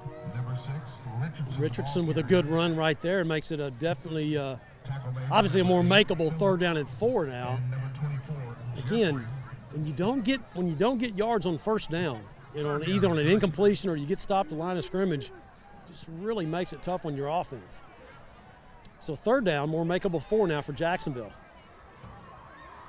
Trips right, one left, go the receivers for Clater. This time he will fire the slant. Got his man. Inside the 45 goes Kennedy, the 45 of Mount Pleasant, and that is good for another Bill McCray Ford first down. Well, it almost wasn't to be. That ball, he bobbled it. Drilled it, did Patrick Clater to Casey Kennedy. That ball was hot coming in there, and Casey tipped it to himself, kind of bobbled it, came up in the air, and he pulled it down right before the tackle was made, and does get the Bill McCray Ford first down to the 44-yard line of Mount Pleasant. So both offenses moving the ball in this 3rd quarter now with 58 seconds remaining and moving. Trips right, one left, go the Indian receivers. Clater drops back. Now here comes the pressure. Got to throw it Kennedy! over the middle. He's got Kennedy. What a catch! At the 30-yard line. Wow! That's good. Great catch and good for another Bill McRae Ford first down. Golly, bum. That was a beautiful catch because Patrick Clater, under pressure, threw it off his back foot, and he just kind of floated it over the middle. And I said, this is going to get picked off, no doubt. And sure enough, Kennedy comes up with a catch, snags it away from a defender, and gets another Bill McRae Ford first down. 2 consecutive catches by Casey, the junior, for the first down of the Mount Pleasant 31. So 20 seconds and counting here, third quarter. This should be one of the last plays as Clater's just going to heave this one up over the middle, and it's intercepted by Brown. And I don't even think there was an Indian receiver really in the vicinity, Matt. I'm not sure what Patrick Clater saw. He was trying to find Chris Carpenter over the middle, and the linebacker dropped back, so Patrick thought, I know what he was thinking. I've been there, done that. He said, I got to get this over the linebacker, and when he did it. He really got it over the linebacker. He floated it all the way deep into the secondary, and Carpenter really never had a shot, Aaron. He just had to play defender and go tackle Jamarian Brown, number 11, who's been a thorn in the side of Jacksonville with the pick, his second of the evening against Clater. So Mount Pleasant takes over at their own 10-yard line on the interception. So 9 seconds to go in the third. They're back to the two-back look, just a handoff straight ahead for a short gain. That will do it for the third quarter. So at the end of 3, our score, Mount Pleasant 27 and Jacksonville 20. As they change ends to get ready for the final quarter of play, we'll take 45 seconds and come back. You're listening to Fightin' Indian Football on JHS-Sports.com.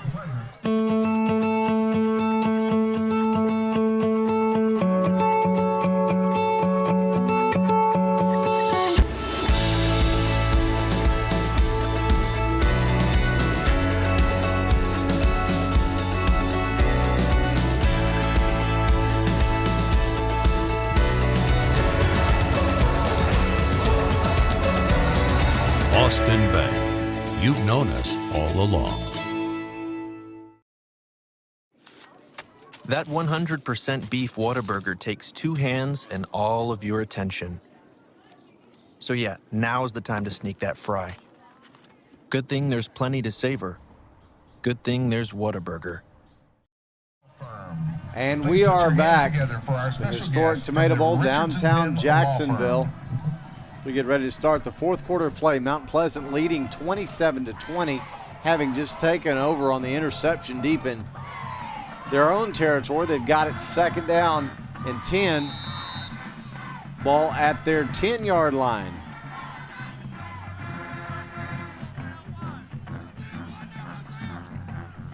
And now Thompson will hand off, and a stretch play left side. Good coverage there, though. Richardson, good tackle. Not a lot going as Richardson is able to shoestring Caleb Jones. Yeah, that's going to be a first down if Aaron Richardson doesn't make the tackle from behind, just reaches down and just grabs him around the ankles, or he's going to be able to turn that corner and get the first down. It's third down instead, third down and 6 to go.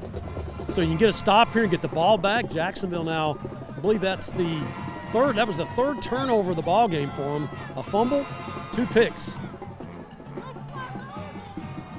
Third down, 6 to go for Mount Pleasant. Thompson takes a shotgun snap, looks right, throws that way, right at the marker, got his man first down. Ball's out! Ball's out! Jacksonville has got it! There's a strip. Isaiah Mallard comes in and strips it. That's Isaiah's second strip for a fumble this year. The sophomore is jacked up, buddy. As the big fella, Jamarian Brown, the senior, 6'3", 170, and Isaiah Mallard, the 10th grader, comes up after the catch and just reaches in there and just yanks the ball away from Brown. In Jacksonville, I didn't see who got the recovery, but Isaiah Mallard, what a defensive play, giving Jacksonville the football at the Mount Pleasant 20-yard line. Hey, first down. Matt, you think Isaiah's been hearing about all the great sophomores Mount Pleasant's got? He Oh, said, yeah. watch this, guys. Yep.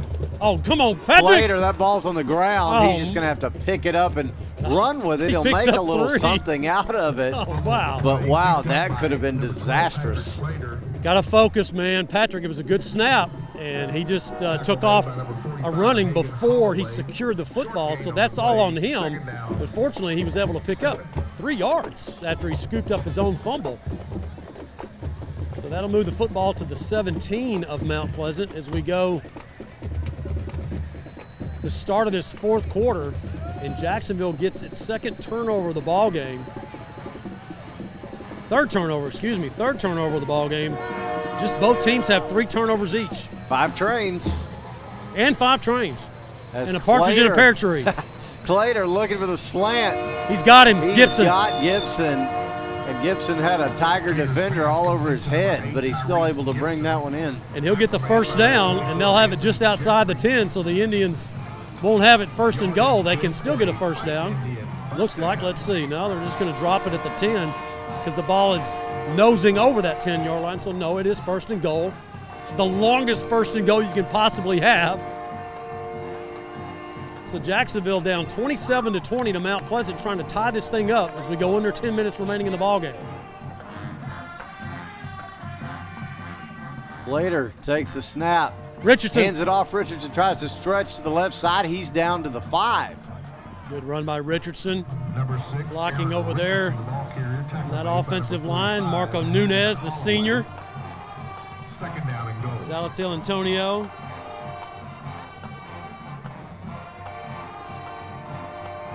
So 9:24 and counting. Second and goal from the 5 for Jacksonville. Down 27-20 here, fourth quarter. Needing a win to keep any potential playoff hopes alive. As Clater takes the snap, hands it off to Richardson again. He gets to the And 3. he fights his way, and you said it, Matt, down to the 3. Well, the bad news is Lindale's leading Pine Tree 42-22 with 11 minutes to go in the game. Yikes. Yep. So now for Jacksonville, you just got to, it doesn't look like that Pine Tree's going to win that game, and that would eliminate Jacksonville. But hey, let's finish this thing strong. Let's get a win here and go in next week. Final home game, try to get a win. First things first here, third and goal for Jacksonville, the Mount Pleasant 3. 8.5 to go here, third quarter. Clater will keep himself. He scores. And he'll score. Touchdown, Jacksonville. Now let's get the extra point. If APS can punch this through and tie it up, still a lot of game to go. Late 24. The Fighting Indians strike back. And again, how did it happen? A turnover. It's one thing to get a turnover, but to score on a turnover, that makes it worth it. That's why you get them. So here's Tyrese Gibson to hold for an important extra point. Snap is good. The hold is good. The kick brought to you by Homes and Properties Realty. It's good. Is good. So with 8:24 to go in regulation, we are tied up again. Jacksonville 27 and Mount Pleasant 27. We'll take 45 seconds and come back. You're listening to Fighting Indian Football on JHS-sports.com. Dr. Darwin Dar and his staff at Dar Chiropractic specialize in family chiropractic care, exercise rehab, digital x-rays, nutrition and weight loss programs, decompression, and chiropractic wellness care. Located down the street from the Tomato Bowl, Dar Chiropractic. They can help you feel better. Did you know that Homes and Properties Realty listings are advertised on hundreds of websites worldwide? Their agents can show you any property listed in beautiful East Texas and the surrounding area. Call them today. Since 1952, Texas Farm Bureau Insurance has been protecting their customers with life, auto, and homeowners insurance. Call Andy Calcoat in the Rusk office at 903-683-2576. Andy's years of experience will help you find the right coverage for you and your family. We are back here at the historic Tomato Bowl downtown Jacksonville, 27-27, 8:24 to go in regulation. Matt's got a trivia question. All right, here we go. Name the last year Jacksonville had a tie in a football game. Okay, it's on your screen if you've got us on one of the apps. We'll get it after the kickoff here. Deep. And fielded back there by Brown. He's at the 10, 15, 20, running slightly to the right, and he'll make his way to about the 27 where he's upended. Tyrese Gibson with the tackle out to the 27-yard line.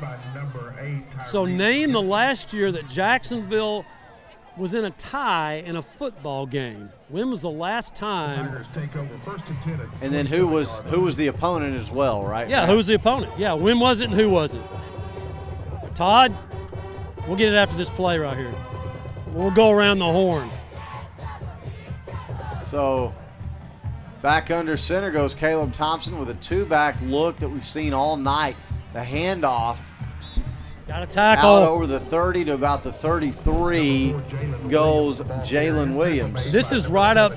This is exactly what Mount Pleasant's situation. It's tied 27-all with 8 minutes, and they just want to grind this thing out at least for 4 or 5 minutes and then get the score and put the pressure on Jacksonville. I want to say that the style of football they're playing was probably a little more popular probably back when that tie actually happened. Oh, you're exactly right.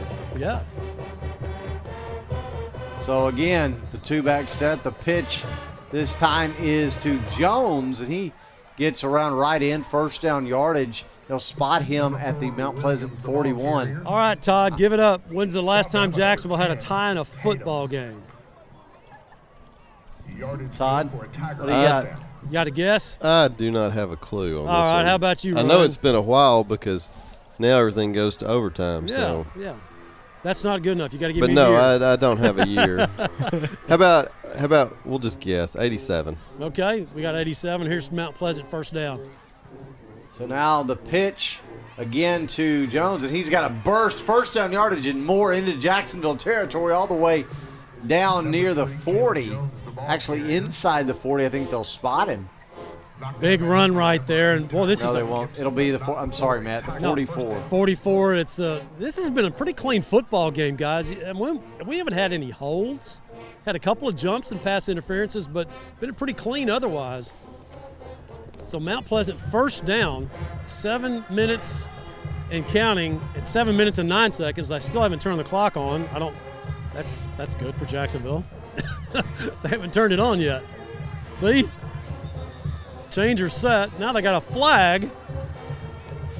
What is this? I think they're listening to you. 3. Yeah, I think they're listening to us. Maybe they're going to tell them that the clock should have been turned on, and it should be under 7 minutes. Easily. Okay, while they're sorting all this out, Ryan, do you have a guess? I'm going to give you a hint. 1967 I'm was what I was going to thinking, give y'all a hint. so. Sam Shields. Sam Shields. That doesn't help me at all. That'd be earlier 80s than what I picked then. So okay, I'm going to say, Matt, 1982 against Mount Pleasant. Very close. Wow. Actually, it's 1983, and I remember that game. We were in Corsicana. 21-21. That's the last time that Jacksonville was involved in a tie. 1983. Two backs this time. The pitch to good stop Jones, and he's upended. Good tackle by Gallegos. Jones, the ball carrier, tackle made by number Tatum 14, coming in to Gallegos. slow him up, but Gallegos comes in and flips him. So, yeah, that was 1983. They went to the overtime, and I think it was 2000 or 2001 because I remember they just passed that, and we had a overtime game here at Tomato Bowl against Terrell in 02, and Mark Boyd made a tackle. I'll get to that in a minute here. So on the second down play, Thompson drops back. Oh, it's picked! He's picked It's off. Gallegos! He's picked off, and Gallegos He's going to get to the run it 24. all the way back to Yes! the Tiger 24. What a pick, jumping the route. That's a corner's dream, even though Gallegos is the safety. He came over, he saw the quarterback, Caleb Thompson, set up, jumps the route, and gets a huge pick, and then returns it to the 24-yard line of Mount Pleasant. They call it the 25 in Jacksonville with 6:25 remaining in the ball game, bringing some excitement to the table over here. The Indians now will try to capitalize on Mount Pleasant's fourth turnover of the ball game.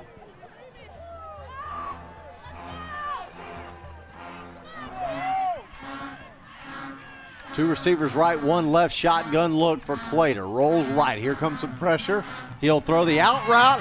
That route is jumped, almost intercepted. It is intercepted. It is intercepted. The Tigers have it. It's a great interception. And, really, it was just a great play by Mount Pleasant. Not a bad throw. Anthony Jeffrey, the sophomore, jumps right in front of Tyrese Gibson, who was underneath. Carpenter went to the end zone. He was covered, so Clater comes underneath. Just a great interception. So 2 consecutive interceptions by both teams. Gallegos for Jacksonville. And Mount Pleasant, on the first play after that, Anthony Jeffrey gets the pick at the Jacksonville 15. We got 1 foot in bounds. Just a good play.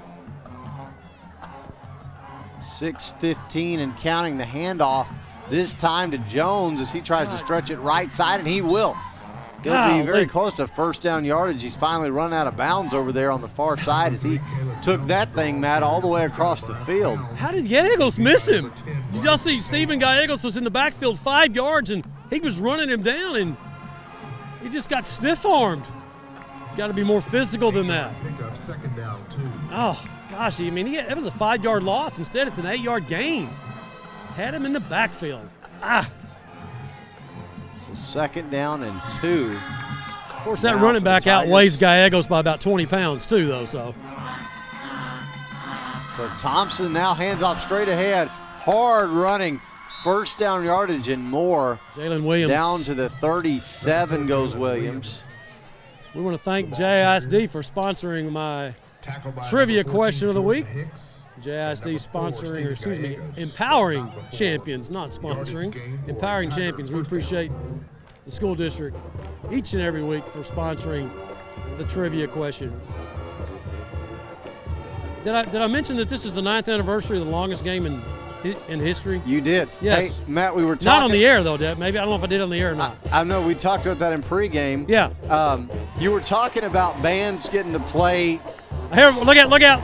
Oh, look out. Big run for Williams. They're just pounding Again, Jacksonville. out to midfield. They're just running the ball right down Jacksonville's throat right now. So you were talking about bands getting to play hometown songs by hometown artists, right? Yeah. So the Fighting Indians right now are playing "Hey Baby," which you might know the rhythm, right?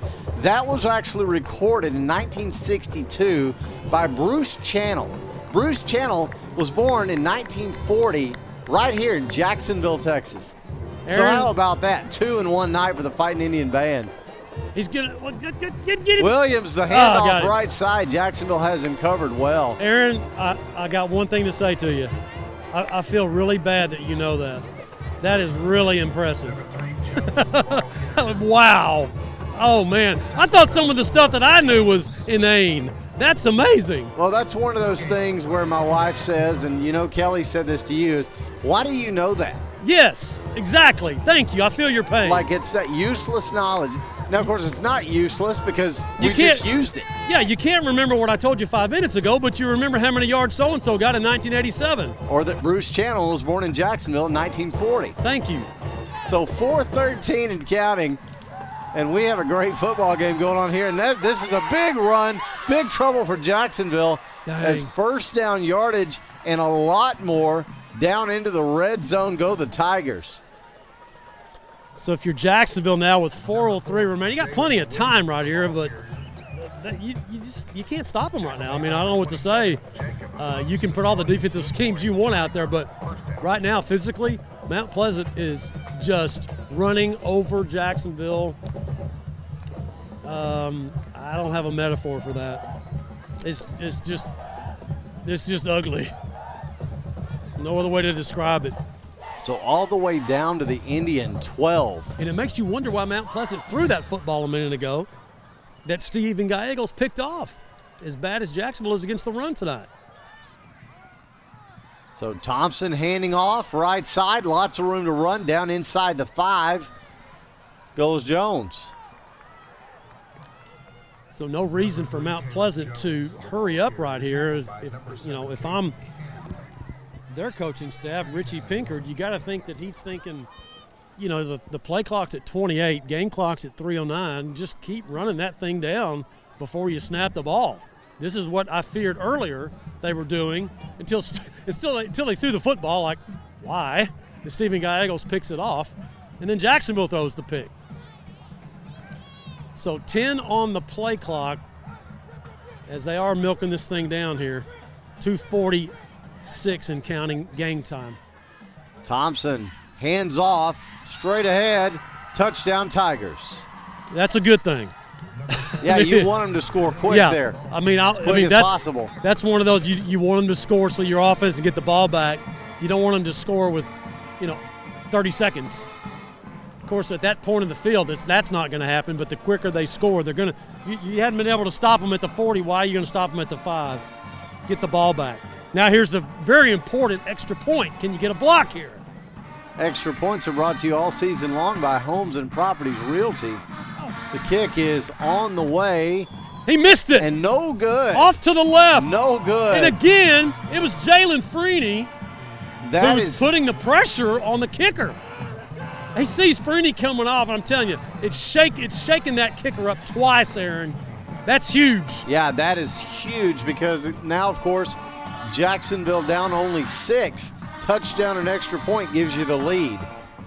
So 2:40 to go in regulation. Our score, Mount Pleasant 33, Jacksonville 27. We'll be back in 45 seconds. You're listening to Fighting Indian Football on JHS-sports.com. Come see us at Dairy Queen on South Jackson before or after every Fightin' Indian game to try our family favorites meal. Dairy Queen, where happy tastes good. Bill McRae Ford has been serving East Texans since 1976. They can help you find the best deal on a used car or if you're ready to purchase something new. Open Monday through Saturday. Bill McRae Ford. Come see us.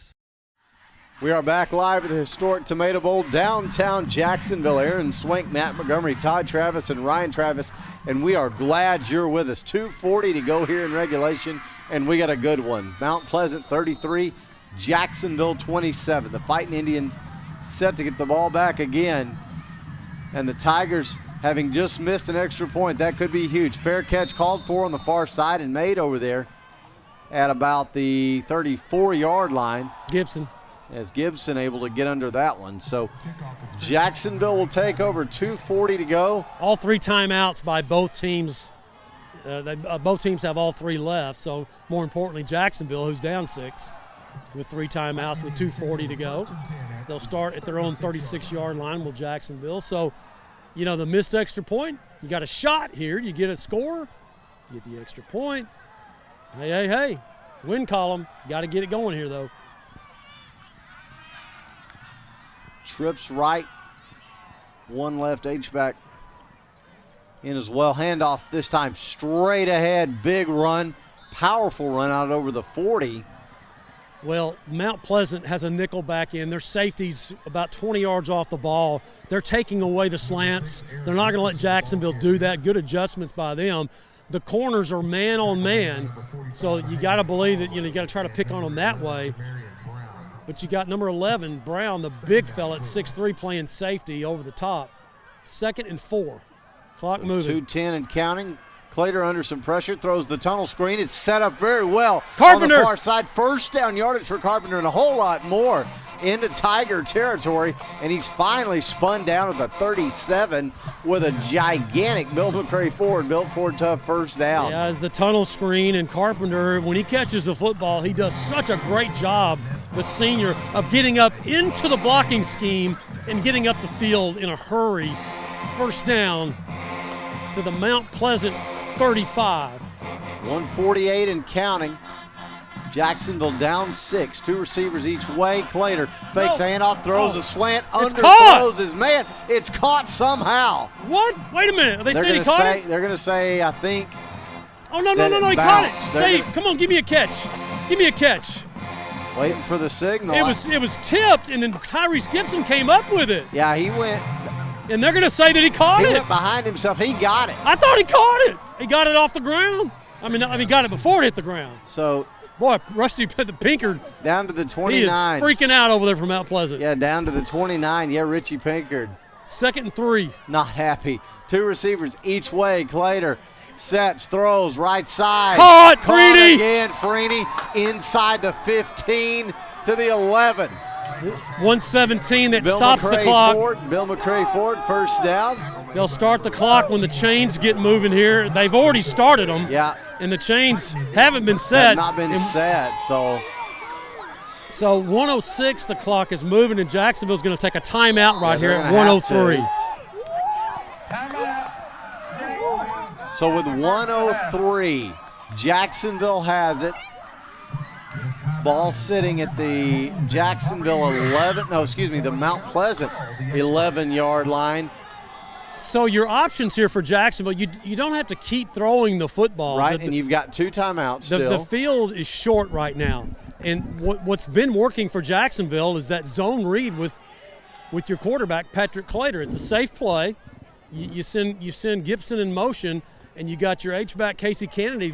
Jacksonville has scored 2 touchdowns tonight with Patrick Clater inside the 10. Well, the ball's at the 11, and you still have 2 timeouts. You can always, throw into the end zone if you get down to the 5. And frankly, Matt, if you think you can get a push and run this thing and have some success, you may still want to kind of milk this a little bit. Well, here's the cool thing, Aaron. You can get a first down. The ball's at the 11, so Jacksonville can get a first down just outside the 1, actually inside between the 1 and the 2-yard line. So that's an option as well for Jacksonville to pick up an extra set of downs if they do get that close. Because if you're able to score, Jacksonville, you want to leave as little time as you can as well.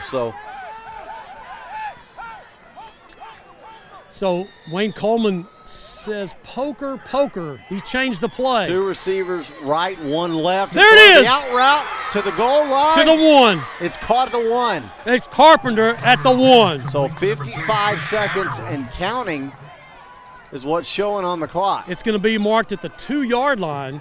It's short of the first down, so this is a really cool position right here for Jacksonville on second down and about a half yard. 41 seconds, the clock stops as Jacksonville, check that, Mount Pleasant takes the timeout. Mount Pleasant will take a timeout.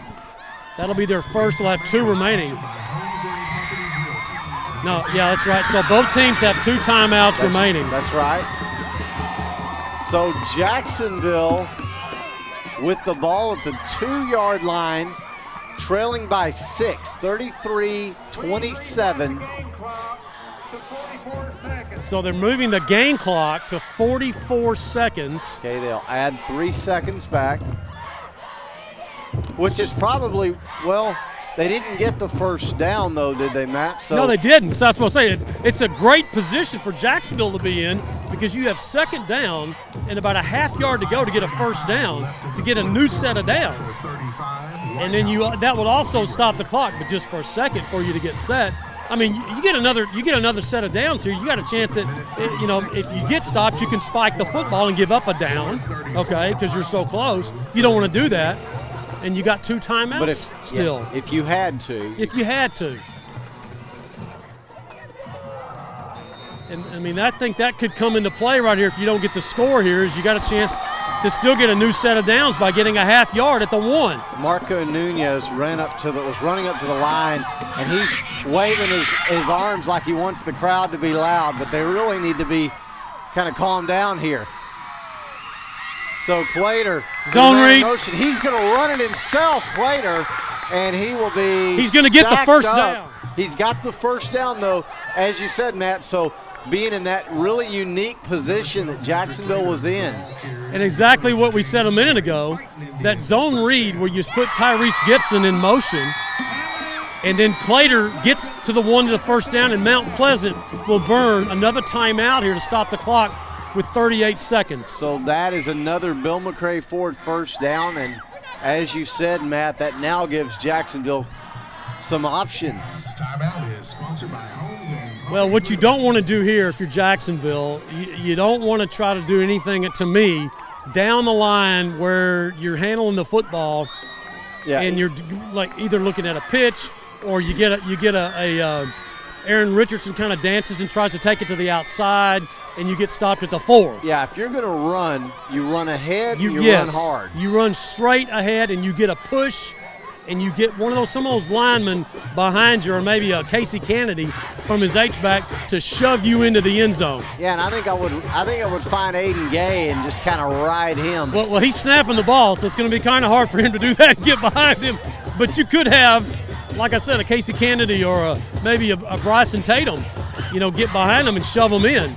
But don't be surprised if the Indians don't run the same thing right here, a little zone read. My point was, if I'm the back, I think I'm going to try to run it right up the middle. Oh, yeah, okay. Right up with Aiden Gay there. I don't know why Nunez is telling the crowd to get loud right here. You want it to be quiet. Yeah, you do. Here we go, anyway, guys. Back to play. First down here. Clater takes a snap. Oh, no. And he is absolutely at the 5. Pounded at the 5. God, they had a hard. blitz. Great call defensively by Mount Pleasant. Anthony Jeffrey comes off the edge in the snap, and Jacksonville is now going to have to take a timeout with the ball at the 5. Still second down. The ball's actually between the 4 and the 5, and there's 24 seconds. That's okay. But really just a heck of a call by Mount Pleasant. It was just a straight quarterback. I'm going to get the ball. I'm going to run right up the middle. He never got a chance. Anthony Jeffrey came off the edge for Mount Pleasant and just drilled Patrick Clater at the 4-yard line. And that's exactly where the ball's marked, actually just outside the 4, almost to the 5. So Jacksonville with 1 timeout, Mount Pleasant with 1 timeout, second down. And Aaron, if you do a running play right here and you don't get it, you could spike the ball. Well, no, you got 1 timeout. You don't not spiking the ball. Stop talking like that. My bad. You still got a timeout. You just don't want to use it. You want to save it. Right. In case you got to make some big call, a play call, not necessarily stopping the clock, but you want to use that timeout maybe to make a play call. To get a formation right, yeah. A play call right. So here we go, second down, 4-yard line we'll call it, of Mount Pleasant. 24 seconds remaining.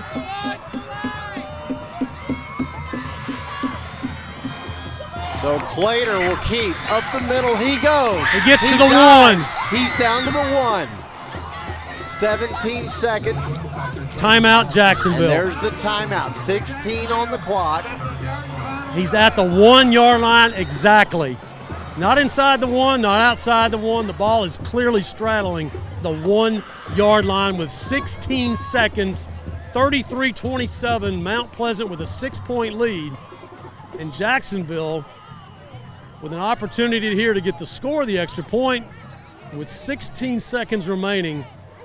What is the call going to be? Jacksonville has tried 3 quarterback keepers by Patrick Clater. 2 of them worked pretty good, but that other one that knocked him back to the 4 did not. So third down.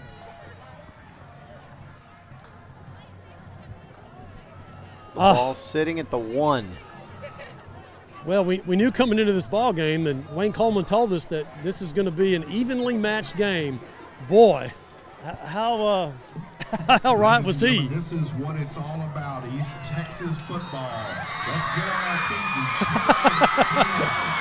Old Chip Pittman giving a little pizzazz there, man. Did you hear that? Yeah, I did. But Chip needs to keep him quiet, too. That's what he should have told him. Yeah. We don't need anybody to jump right here. So here we go. Jacksonville lining up. Peter Torres checks in for Jacksonville at tight end to help block.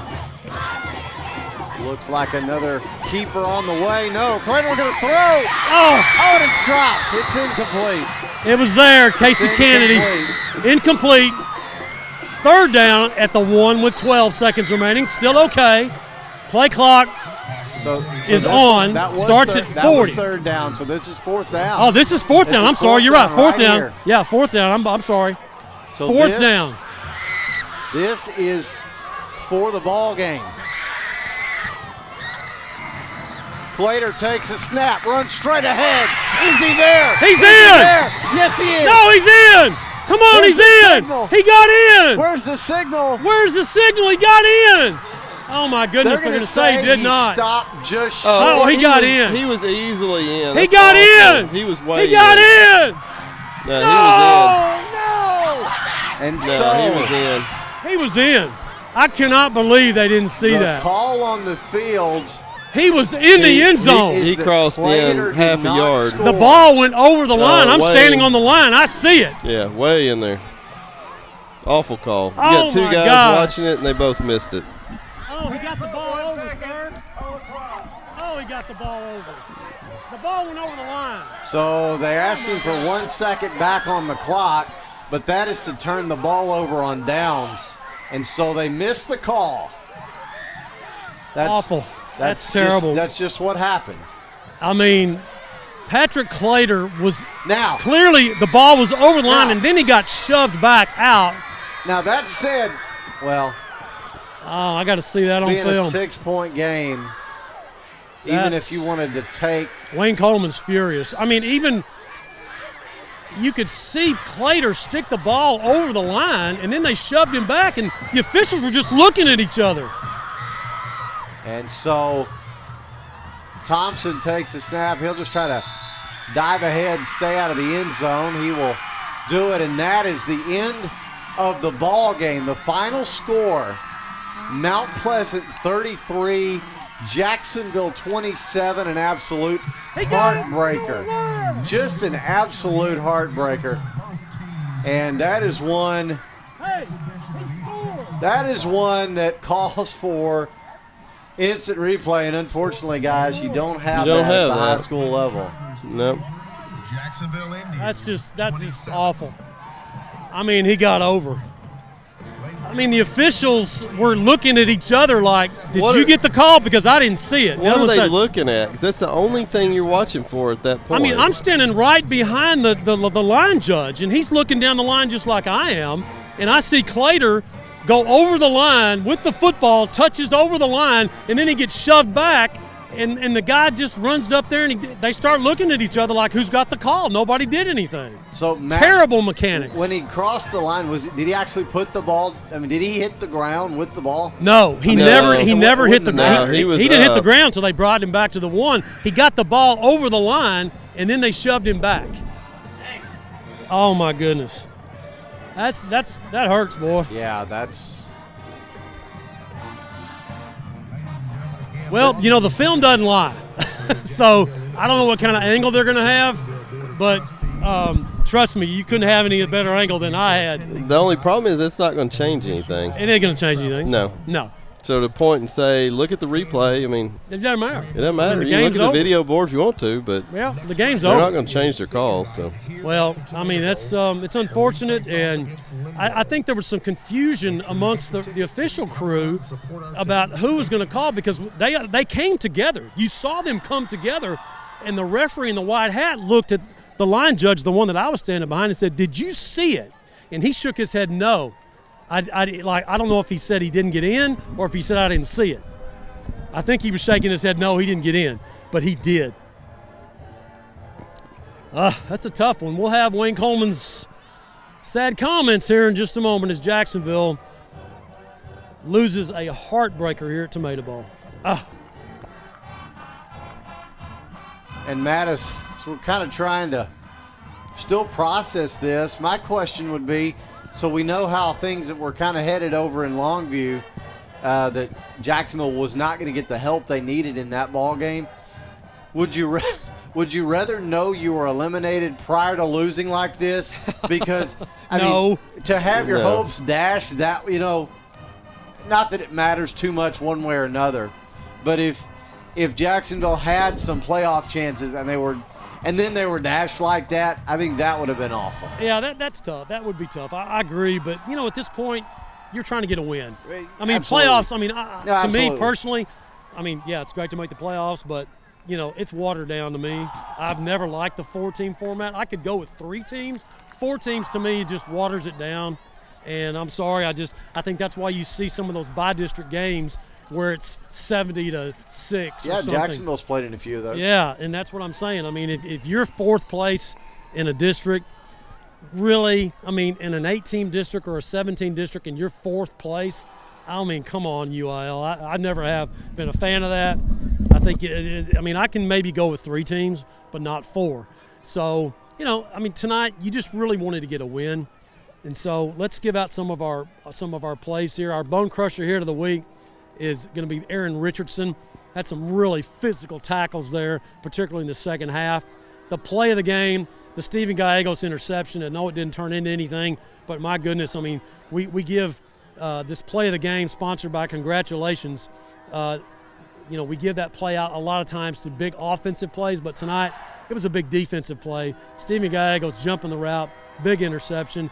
Congratulations, we appreciate them sponsoring the play of the game. They're the folks who print those amazing large print formats up in the 4-year Tomato Bowl. Congratulations can print just about anything you can imagine on glass, metal, wood, and tile. They are your hometown awards and engraving store and so much more. And I forgot to mention Dar Chiropractic. We want to thank them for sponsoring our bone crusher here to the game. To Aaron Richardson, appreciate Dr. Dar in sponsoring this award every week. If your body needs an adjustment, call Dr. Darwin Dar, your hometown chiropractor. Talk to Aaron Swink, he can tell you how good he does. Absolutely. Yes. All right, guys, the offensive and defensive players of the game. Of course, we gave Stephen Gallegos the play of the game defensively. The offensive player of the game for Jacksonville is Jalen Freeney. A couple of touchdown catches. He had an interception. That's a defensive play, but we're going to go ahead and give him the offensive player of the game. The offensive and defensive players of the game, sponsored by Austin Bank, your community bank, locally owned and operated since 1900. The defensive player of the game, Bryson Tatum. He was all over the field tonight, made some great plays defensively. So the offensive player of the game, Jalen Freeney. Defensive player of the game, Bryson Tatum. I want to thank Austin Bank for sponsoring our offensive and defensive players of the week all season long. Guys, I'm going to throw it back up to you until Wayne Coleman comes over here. He's talking to his team still, very disappointed. We'll get his comments on the All Smiles post-game interview in a few minutes. Thanks, Matt. Our post-game stats are brought to you by Randy Gorham. Randy is your source for accounting and income tax needs here in Jacksonville, and he has been since 1984. And Todd, the Fighting Indians lose a heartbreaker, and I almost want to put air quotes around lose.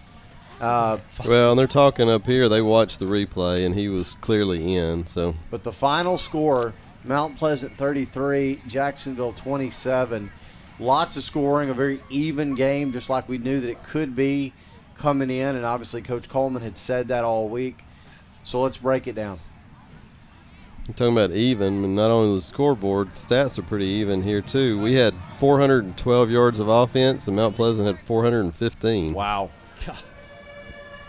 We had 56 plays on offense for 412 yards and averaged 7.4 yards per play. 332 yards passing, 80 yards rushing. All right, we got Coach Coleman here. All right. Back Coach, to you, man. Dang, man. They watched the replay up, and just like I thought, I was on the line. He got in, and tough. Yeah. You know what's going to happen. We're going to get a sorry about that from the officials on Monday. We'll get an email, and that's supposed to make things all better. It's not going to make things better. It's not going to change it. And I watched the guy, the official on the side that I was behind. There was confusion amongst the crew when they came together. They all thought the other one had the call. And then when nobody had the call, they said he didn't get in. Yeah. So that's what I saw. Yeah, it's going to be one of those. It's sometimes, close call like that. It actually does. You're always like, well, that one call didn't cost you the game. Wow. Yeah. Well, if they blew that one did cost us a game. So yeah, they did. He was in. I'm extremely proud of our kids. We never quit. We got the ball back with 2 minutes, drove down the field, milked the clock, ran it to perfection. Yeah, you did everything you wanted to do to get the win, and you did, and it just didn't happen for the call. But you're right. I mean, you got to be proud of the effort getting down the field like that, especially after you just couldn't stop them in the second half, Coach. They just ran the ball well. Yeah, the only way we were going to stop them in the second half was turnovers, and we got one or two. But I've never been more proud of a group of kids, and I mean that. They played hard. Yeah, they did. I'm extremely proud of them. Yeah. Well, you come in next week. You finish up with Lindale, and they beat Pine Tree tonight, so that would have finished it off anyway. So you got a chance to get a jump start to your off season next week and get a win here at Tomato Bowl. Yeah, it's we love playing Lindale. They're always a good competition. They got a good squad this year. We will we'll give them a game. I guarantee our kids will come out and battle next week.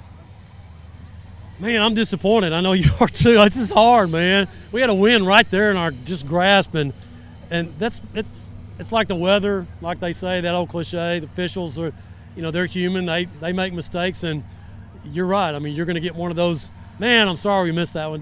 It's still a loss though. It hurts. It does. And I've coached in 1,000 games, so I can handle it. Oh, yeah. I just hurt for my seniors. Yeah, that's what I really hurt for those kids. Yeah, it's tough. Coach, thank you for visiting with us. Appreciate it. We'll talk to you. Thanks, Matt. Head coach Wayne Coleman always graciously coming over and visiting with us, even after a tough loss like that. Where, guys, I officiated. You miss calls. That's just part of the game. You drop passes, you fumble, you miss free throws, all that kind of stuff. It's just part of the game, and. It just, unfortunately for Jacksonville, they just didn't get that one right. Game's over. That's it. I'll throw it back to you. Thanks, guys. Thanks, Matt. We'll finish up the stats there, Todd, if you could. Individual stats, our quarterback Patrick Clater, 16 completions on 26 attempts for 332 yards with 2 touchdowns and 3 interceptions. Our leading receiver, Chris Carpenter, 4 catches for 119 yards, and Jalen Freeney had 4 catches for 101 yards and 2 touchdowns. Tyrese Gibson, 5 catches for 64 yards. Casey Kennedy, 2 for 25. And Aaron Richardson had 1 catch for 23. Rushing tonight, Richardson finished with 13 carries for 50 yards. Bryson Tatum had 6 carries for 16. And the quarterback, Patrick Clater, 11 carries for 14 yards and 2 touchdowns.